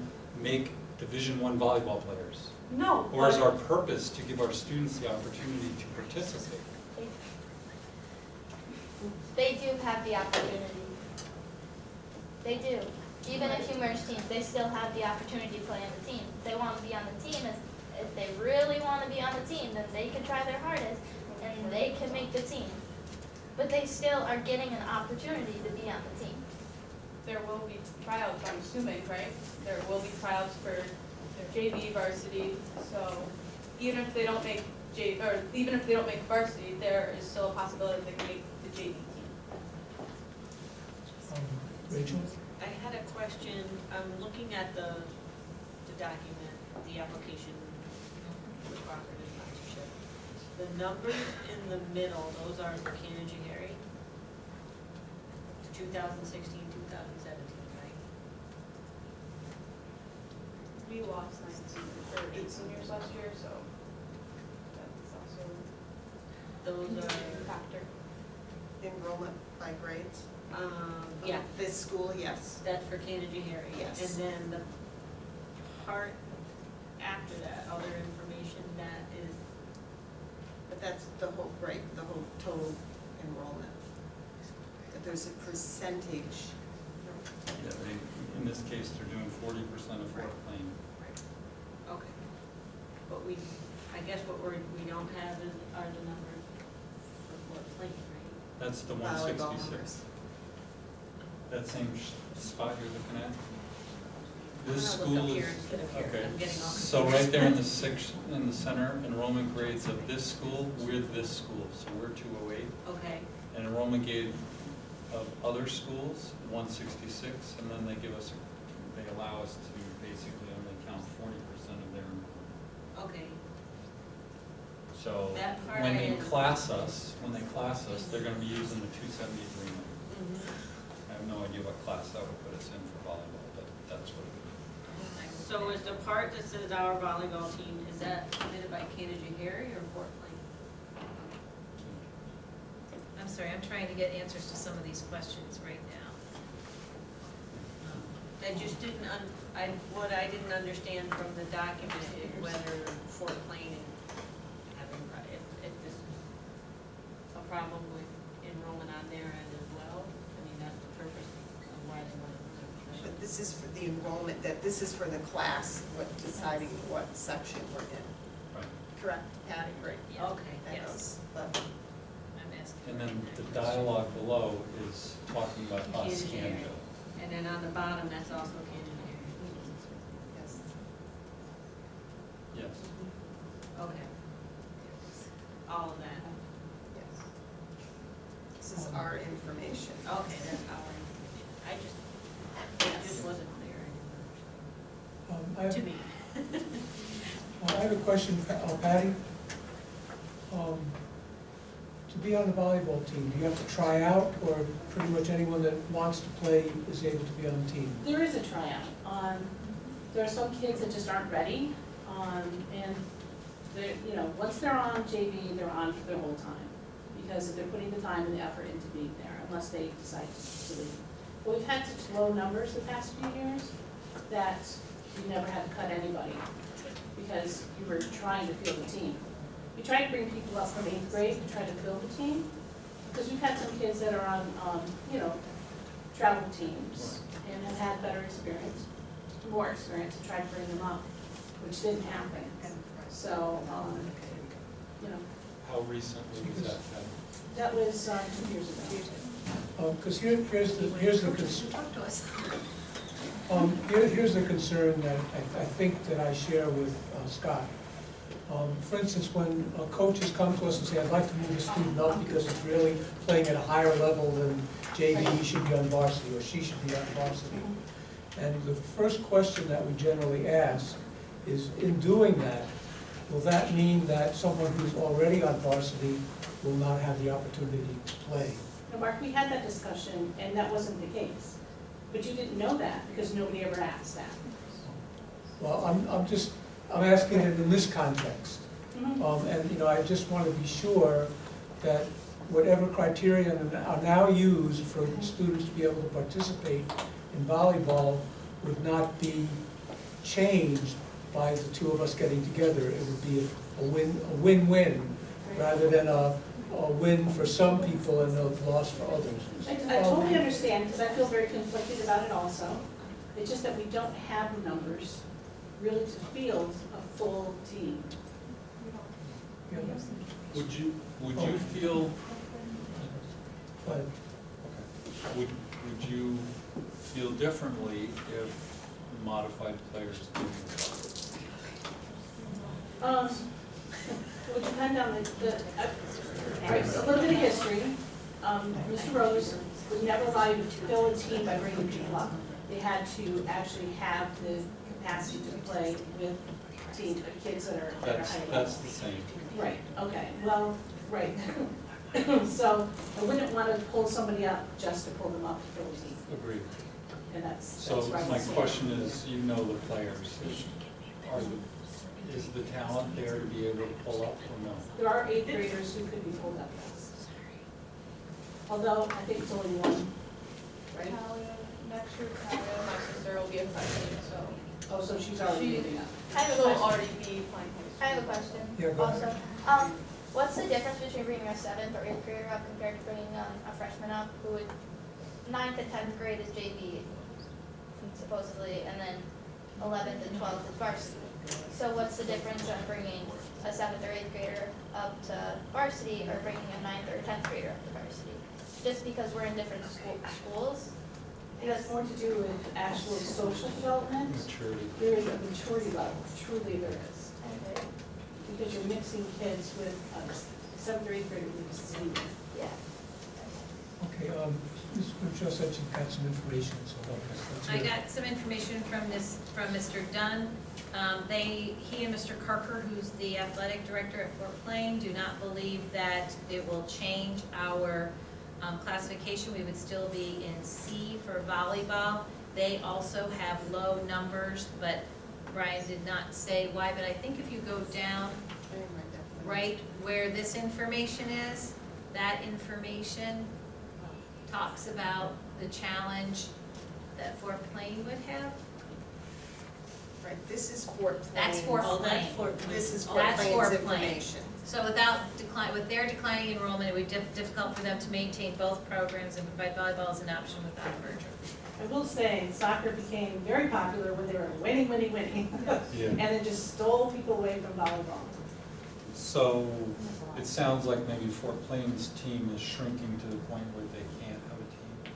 Hence why we are talking merger with them.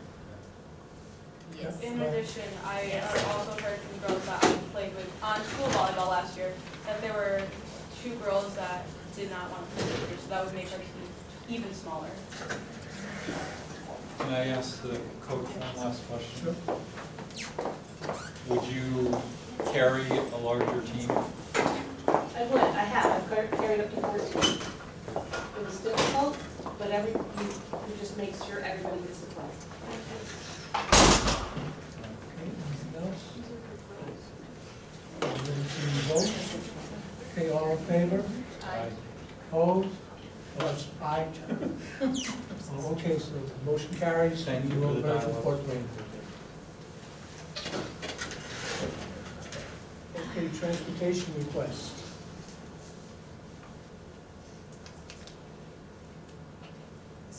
Make motion.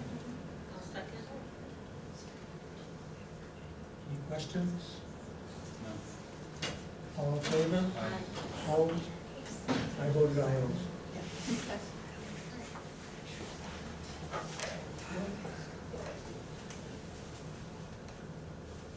Old business, transportation for extracurricular events.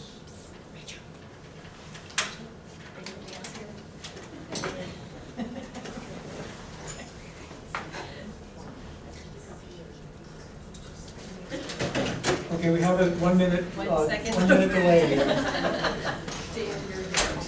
Thank you. Thank you.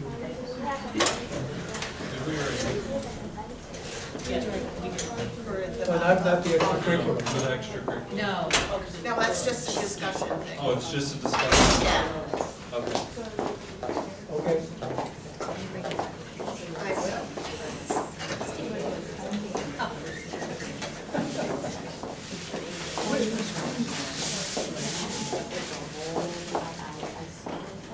So at the end of the last board meeting, you had asked us to go out and find out what other school districts do. So there is some research on what other districts have done in terms of field trips. And it's very much school dependent.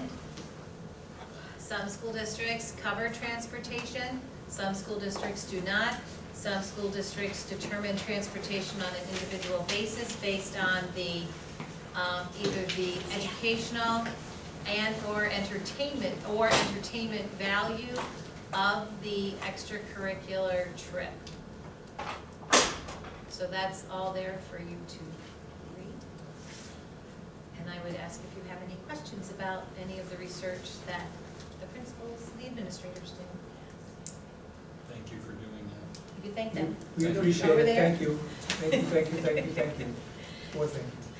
So part 2 was for us to formulate what we thought was a proposal for your consideration as a proposal. There's a lot of different ways to go. One thing that we would like to recommend is that the district supports the cost of the required DOT inspection for transportation vehicles other than school buses. So that's something that is required by DOT. We have been back charging extracurricular You activities. said other school than buses. Other, well, you know, look, sometimes when you're doing things at like It confused- midnight, it yes, confused other school, other than buses, so scratch school, such as Brown's. So when there is a charter bus, our first recommendation is that the district supports the cost of that. It can be built into the transportation line. It's not a lot of money. It's probably, say probably $300 or $400 a year, if that. The second part of the recommendation is to allocate for each club 100 miles per the $1.90 rate per mile with a maximum cost for a driver. This is just some of the work that we did of $213. The totals for that idea around $403. So we recommend that every extracurricular group has a $450 allocation per year to use for transportation that's either district or charter. It does not accumulate. It's a 1 year and done, and every year you get the same, you get a $450, so you can't accumulate it. The total allocation based on our math is about $7,000 to the budget, and that would have to be included in the transportation salary and fuel budget lines. Okay, questions? Go ahead. I have one quick question. There are some trips that the entire class goes. I would ask that you consider paying for that. I think the kindergarten goes to the zoo, like the entire kindergarten goes, and the transportation, no? That's not this, those are academic field Yeah. trips. The Okay. district pays for all of those. Okay, I was thinking of the senior class trip, which everybody goes on. Um, That is an extracurricular trip. But it's not club. It's just an extracurricular trip that the senior class goes on. Yeah, so my question was kind of in that same vein. What's excluded from this, just so that we're all clear?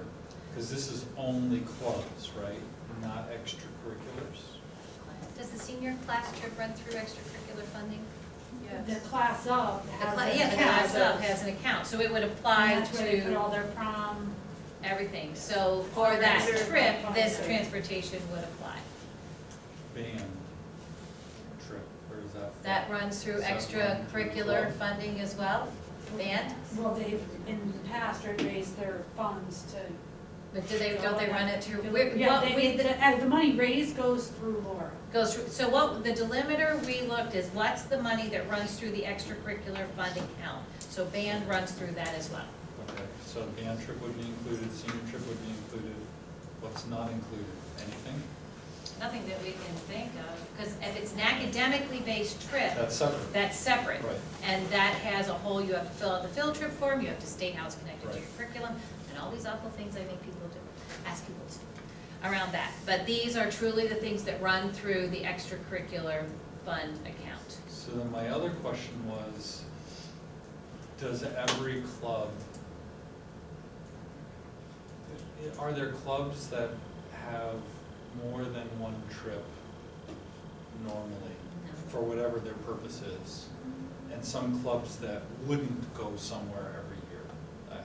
I was just thinking through. Yeah, correct. So right now, to the best of the data that we have, most clubs go on one trip a year. Some clubs do not, but that may be because They don't have fundraising or funds. cost of trip would be a problem. We included everything that's on the list of, I'm just grabbing my other notebook. I think I That's have it. okay, you don't need to look it up, I just wanted to make sure Yeah. it was straight in my So what we included even those trips, even those clubs that currently don't take trips, because this may open a door for them Right. to consider doing that. How long is a club considered active before it's 1 year.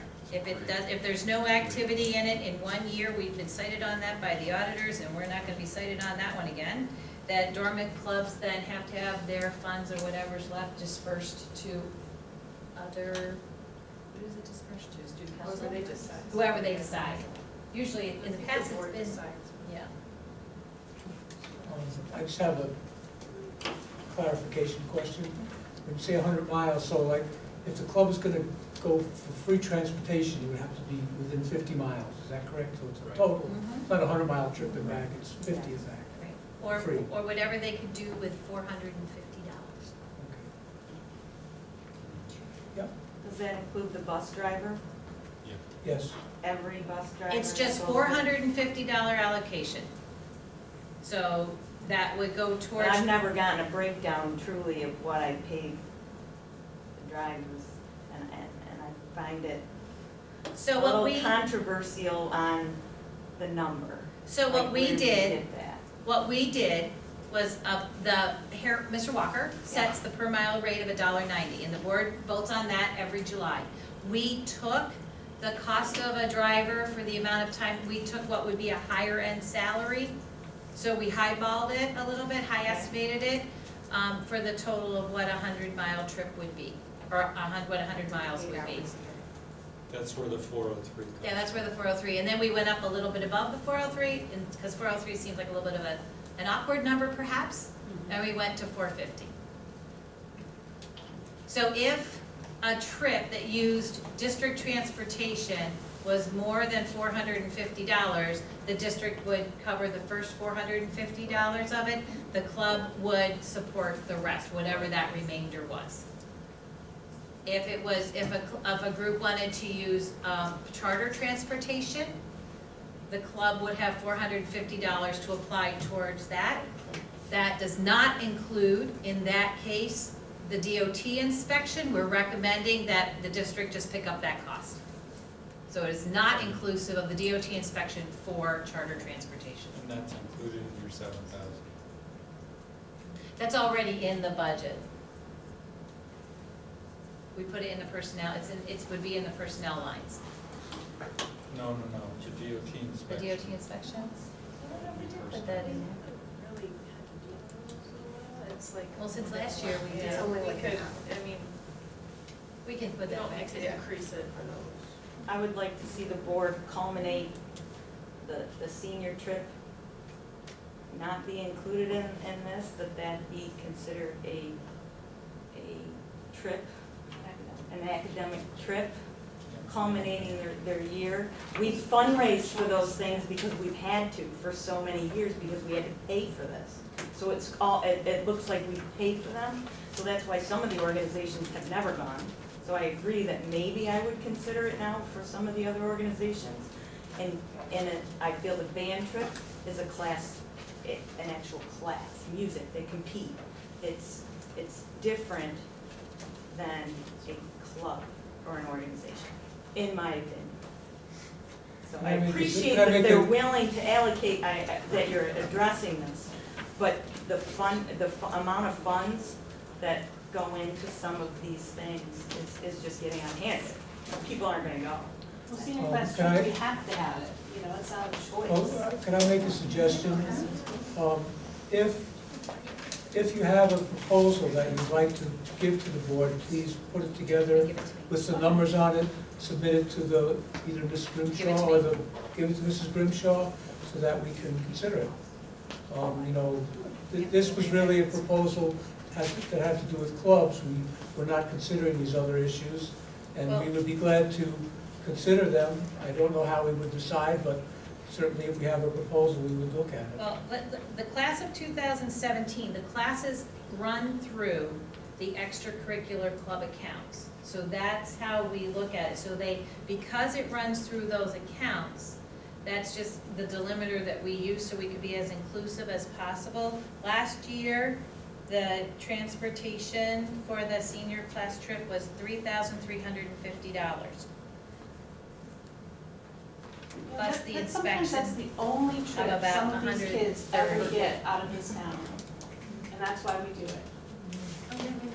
For a lot. So again, this was a proposal, it's not meant to be argumentative, it's I'm meant not to, arguing, I'm just mentioning. it's just meant to start to decide for the board's consideration on how might the board like to do, support extracurricular trips if they so chose to do so. So it's just a starting point, it was our thinking at the time based on information that we had gathered from other districts. So what is your plan? Is your concern that seniors are not going on the senior trip? Eventually, you're not gonna have the money to go. It's getting so expensive, so expensive. Like right now. And you're talking 100 fundraising miles. All year, and we've gotten to $2,000. That's not even enough to cover the bus yet. So I got 2 more years to get enough money to try to cover the bus and the trip. And then cover anything the- over 100 miles, even Well, Great cover Escape this. is over 100 miles, even that. And one confounding factor to that is lower enrollment in general. This year's graduating class is 59 students, correct? That are here. That are here. We have some other students in other programs That graduating. brings to 65, but typically the 59 that are here Here. would be involved in So that makes fundraising, entitled. it does, that confounds the fundraising because we have less students. My question was just if this included any clubs that were active in the middle school or is it? Yes. Okay. There are two clubs in the middle school. The Middle School Science Club, which is inactive this year, and National Junior Honor Society. Thank you. You are welcome. Okay, so, what is your pleasure? Do you want to wait until the whole board is here, or are you ready to move tonight? I would make a motion. I would make a motion that we accept this and we add $3,000 to that, so make it an even 10,000, and 3,000 be set aside for the senior trip. Do I hear a second? Or, do I hear a second? You don't have to accept it, you can always vote no. I'll second, I have to second, yes, I'll second. I had a question about that, what did you mean by? So what I meant is, I think this is a great structure for all the clubs. But I'm hearing what they're saying about senior trips being something that we want everyone to participate in. It might be not affordable for small classes to raise enough money to do that. So I'm hearing that and saying, I think there should be a separate line item that says we'll contribute 3,000 towards senior trip transportation. Any questions or discussions? So it's a total of 10,000, but 3,000 of it is just for that. So a budget line of $7,000 for extracurricular transportation at $450 a club, plus $3,000 to support transportation for all seniors to go on the senior trip. Comments, questions? Are we ready to vote? Okay, all in favor? Aye. Aye. So one of the things we would want to look at now is what I would ask Leah just to take a look, because Becky, if you could talk to the senior class advisors just about where they are right now, if our budget could support somehow some of the senior trip transportation, should they choose to do that for all the seniors to go. Effective this year. We're gonna try and see if we can do it, yeah, Is that let's what try you're and see what we saying? can do, but I'm gonna ask Ms. Gleason to That's talk to awesome. the senior class officers, ask Mrs. Schaefer to take a look at the budget for us. Thank you. That is huge. Let's see if we can do it this year. Do you want a motion for that? You have surplus, so I'm We, fine but, with that. right, I don't know that we need I don't think we need a motion for this year. Should, if we did it this year, would we need a motion? For spending it? No. No? Okay. Because this will be a change in our procedure moving forward for everybody, but if we're gonna see what we can do this year. If we can, let's do it. I'm pretty sure we can. Okay, moving along to hotspots.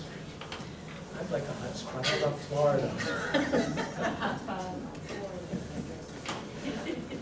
So is that your? Yes, after our last conversation, at the last board meeting with the SSIP moving forward, I reached out to Little Falls because I knew they were using essentially hotspots for certain students who didn't have Wi-Fi access at home as they transitioned to their one-to-one initiative.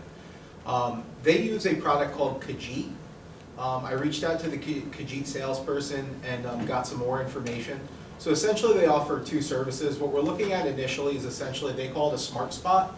It's just like a hotspot you can go buy from Verizon, but the biggest difference is that it's web filter enabled. So we have control as a district on what that can access. The smart spots themselves are pretty cost effective. There's two purchase options. You can buy them outright for $99 or you can lease them, but the lease is $8 a month. So after a year, you basically purchase the device if you just bought it outright. They offer a couple different service tiers. Yes, I'm sorry. No, go ahead, keep going. They offer, I should backtrack a little bit. They use all four major carriers for cell phone service. In our area, most likely Verizon or AT&T. You can actually add multiple carriers per hotspot, but the price does go up incrementally. So instead of it being $20 a hotspot, it would be, if you wanted all four carriers, it would be $80 a hotspot. Can you try a carrier and then change the carrier if that's not good enough service? They will say, yes, you can. Okay. They will say, the contract ranges are basically 6 to 12 months. You also can shut them off for a 3-month dormancy. So during the summer, you can shut them off and you're not paying for that over the summer. They will send us a demo unit in whatever carrier we want, and if we want to try a different carrier, they will send us another demo unit. So we could use a demo unit to go to the houses of question and make sure we know which service we're Absolutely, we've already talked, Ms. Schwaber and I already have one lined up. They're ready to go already. In discussion with the salesman, he says most school districts opt for what they call the complete service. It's $19.97 a month per device, and that gives 500 megabytes a day, so basically 15.5 gigabytes per month per hotspot.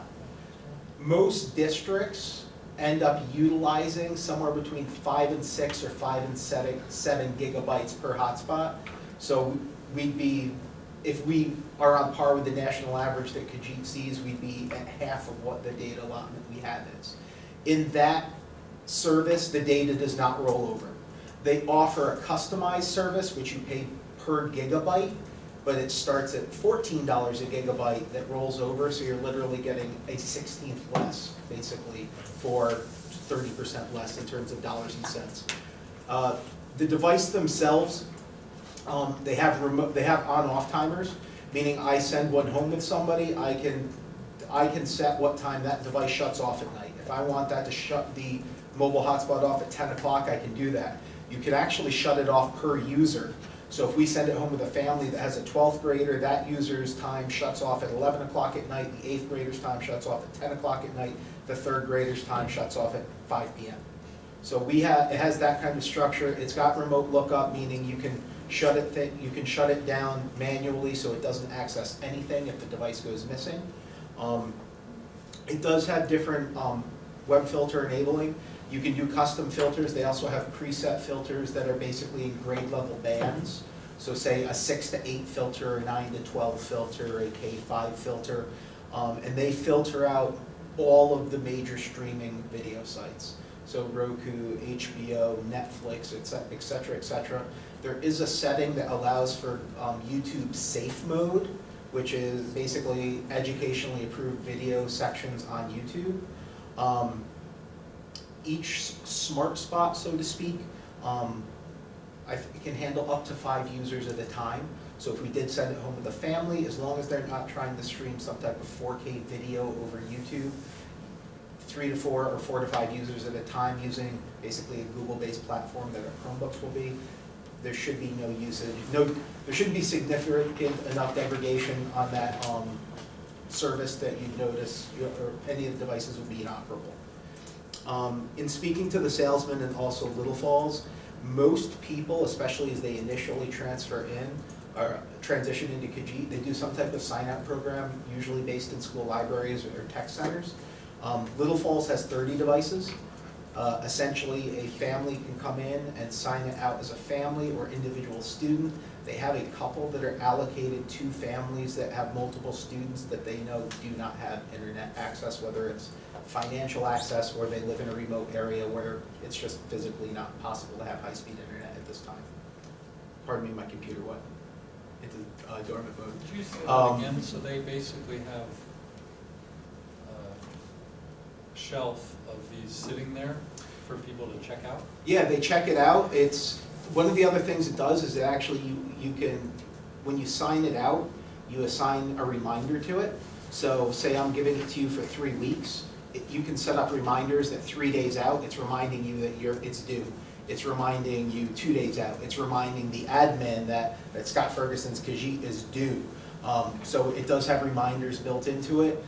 Whether they have a special holding station for this or a box that they're throwing in, that part I don't know. But yeah, they essentially have banks of them in each of the libraries that they deploy. I think that's about it. Oh yeah, we'd also, as with any other transition technology, we'd have to set up some type of student and parent guidelines or expectations to go along with it. In the SSIP, one of the things we did talk about as well is, opening the door for parent communication. And if they're in the same situation, whether it's, cell phone based or, a laptop that essentially doesn't connect to anything out there, now we're also giving that family a means of contacting us that they may not have had before. They're more than willing to send out a demo in whatever carrier that we desire. There are some local schools, like I said, Little Falls, I know of, that are using it. The one other note I put at the bottom is they do offer another piece of technology called the Smart Bus, which are essentially routers that can either be portable or hardwired into a school bus. That basically makes the school bus a mobile hotspot for about 40 to 60 users at a time. He talked a little bit about how some districts buy 1 or 2 of those in the portable variety and send them out to buses that are going away for away matches, because now you have a mobile hotspot where students, because they are so web filtered, it's not for students to play on social media, it's for students to access their one-to-one devices to do work. The students that we send off to P-TECH in the morning or off to a different placement that have a 35 or 40-minute bus ride, now you could provide them with a 35 or 40-minute productive bus ride because it's web enabled. Is that the same prices? Those are $1,000 for a portable or a hardwire. They do not go on that same plan in a bus plan. It is the per gigabyte. So it starts basically at $14 of service. As you use more, the pricing structure goes down. So it starts at $14 for the first gigabyte and it goes down incrementally as you use more and more.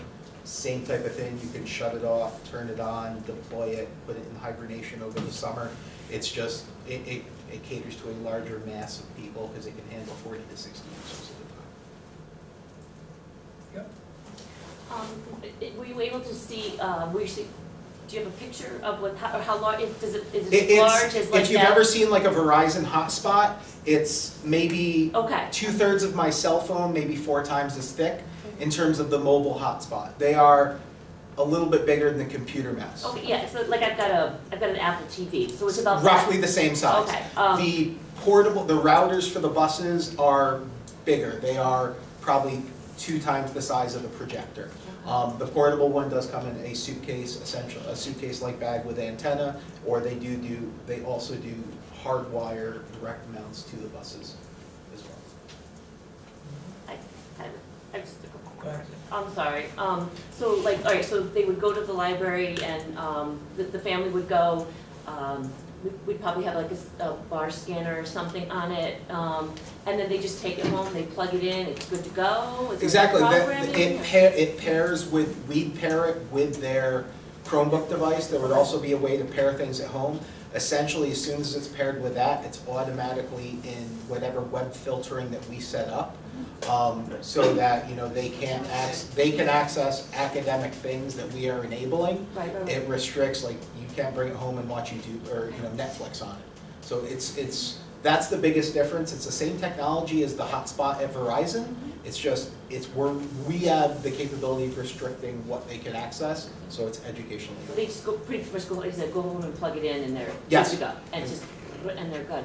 And so what, you're sitting at your computer and you can see, like you have like I have vision in my classroom, so I can see every computer and what the kids are doing. Yeah. Would it be something like that you can see? I don't think you have the same thing. You can monitor what's being accessed. I don't know if you can do it real time like Vision does, or if it tracks a data log. That's something I could reach out and find. Okay. They have their own platform for, essentially for monitoring the devices. Right, Whether okay, I get whether that. it's real time mirroring, I But don't you know would, if that. you needed to shut the time off at 11, you would do that at your computer? Yes, the person who assigned, whether we I see. issued a standard time, Okay. or the librarian signing it out, if we are high school students, the sign out time, the shut off time's 11 p.m. Okay.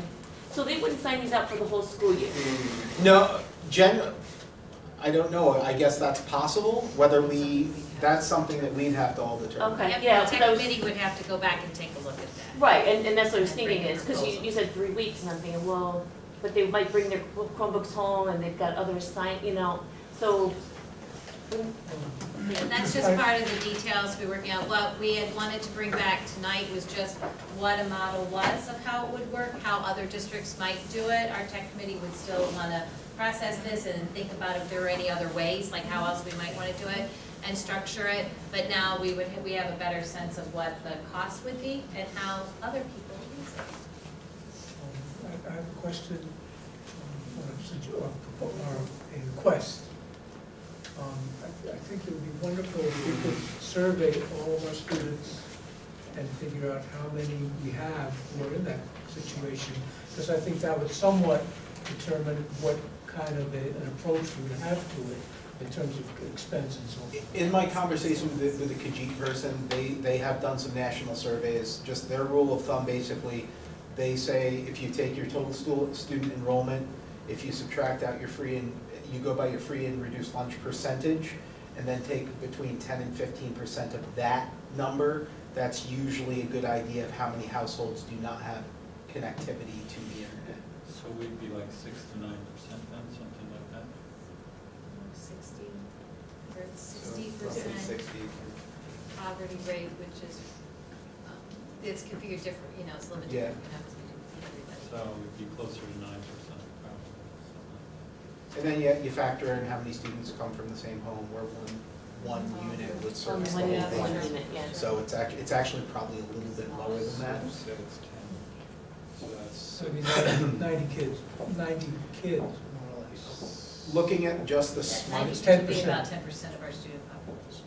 We're sitting at about 900 students right now. So that many students. Little Falls, like I said, deploys 30 devices. If you consider something like that, your initial year one cost would be about $9,000. 3,000 of that being hardware, 6,000 of it being the actual service. Year two, you'd be looking at 6,000 if you kept all 30 of those into a new contract.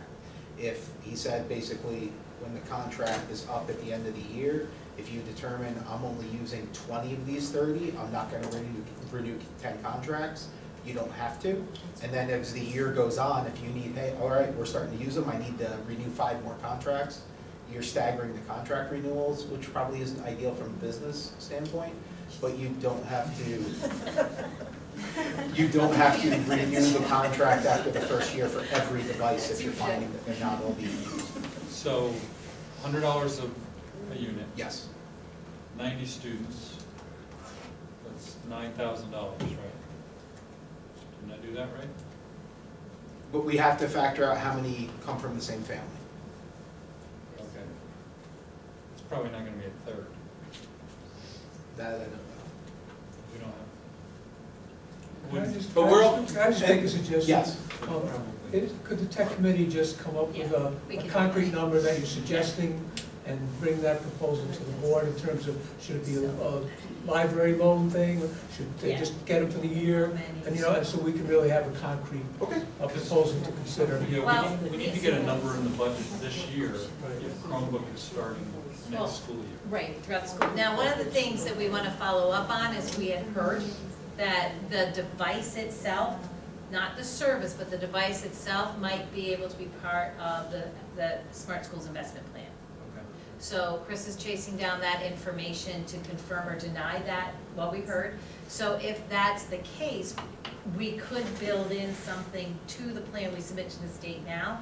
Then what we would build into the budget would be the cost, the service cost. So we're working on that. So that's one piece we could do. In the meantime, the tech committee can meet and have a conversation about that to put some final meat around And it. I would ask you to please have that for us by the April 12th meeting, because that's when we have to finalize the budget. If that's possible. Is that- Shouldn't be a problem at all. Thank you. Great progress, thank you. Sounds promising. I mean, Yes. sounds Very nice. good. It's good. Okay. So By the way, and also, I just wanted, I don't know if you said it, but thank you also for the transportation proposal for the Yes. clubs. That's very helpful. Thanks. Okay, secondary scheduling committee. So we just wanted to state that we'll form a 7-12 group this fall. Scott, you had just mentioned during our earlier finance committee that perhaps we might want to avail ourselves of a consultant to help facilitate that work. So there is one person, although they're quite expensive, that I am aware of. You may be aware of somebody else, so I'm not. Okay, we'll talk to BOCES. They're aware of one person who's very expensive, but they may have somebody else. So, and we also wanted to make sure that we followed up on Danielle's suggestion that high school students be involved, because you said that last time. So, because of the shared staff though, this secondary scheduling will really have to be a 7-12 committee, because of the staff that's shared, so. My preference would be, and we'll have to think about this, but my preference would be that the middle school and the high school principal are actual participants. So whether we have some kind of other facilitator, myself, or perhaps someone else, we would want to think that through. But what would be important is that the principals have an opportunity to be participants. The other structure of that we can work on, whether it's a consultant or some other model that we decide. The idea would be that committee would be formed late this spring, because really now's not the time to be starting a lot of new work, but then the work would begin right away, either perhaps in the summer, if the committee was so inclined, but definitely in the fall. Because we would want it to be, if there were any changes to be made, we would want it to be in line with the program of studies and the regular cycle of courses and scheduling. Any questions, comments? So this one as well, I thought how you select the students and the teachers is really important too. Because there have been a lot of people that have expressed opinions on the scheduling concept, so I would want to make sure that we have some process we use for that, so that we I get a think good cross-section there needs to be a of the good broad-based population. representation. Exactly, yeah. We don't want to have just one voice in this, it needs to be a good cross-section. Yep, agreed. Because people have very strong opinions on this. From a variety of different perspectives, Yes. not all vocal, by the way. Some are Correct. more Exactly. quiet in there Exactly. and how they talk, yeah. And I think to come to a holistic solution, we Yeah. need to make sure that we purposefully get that cross-section. Okay, any other questions, comments? Do I hear a motion to go into exec? Second, all in favor? Aye.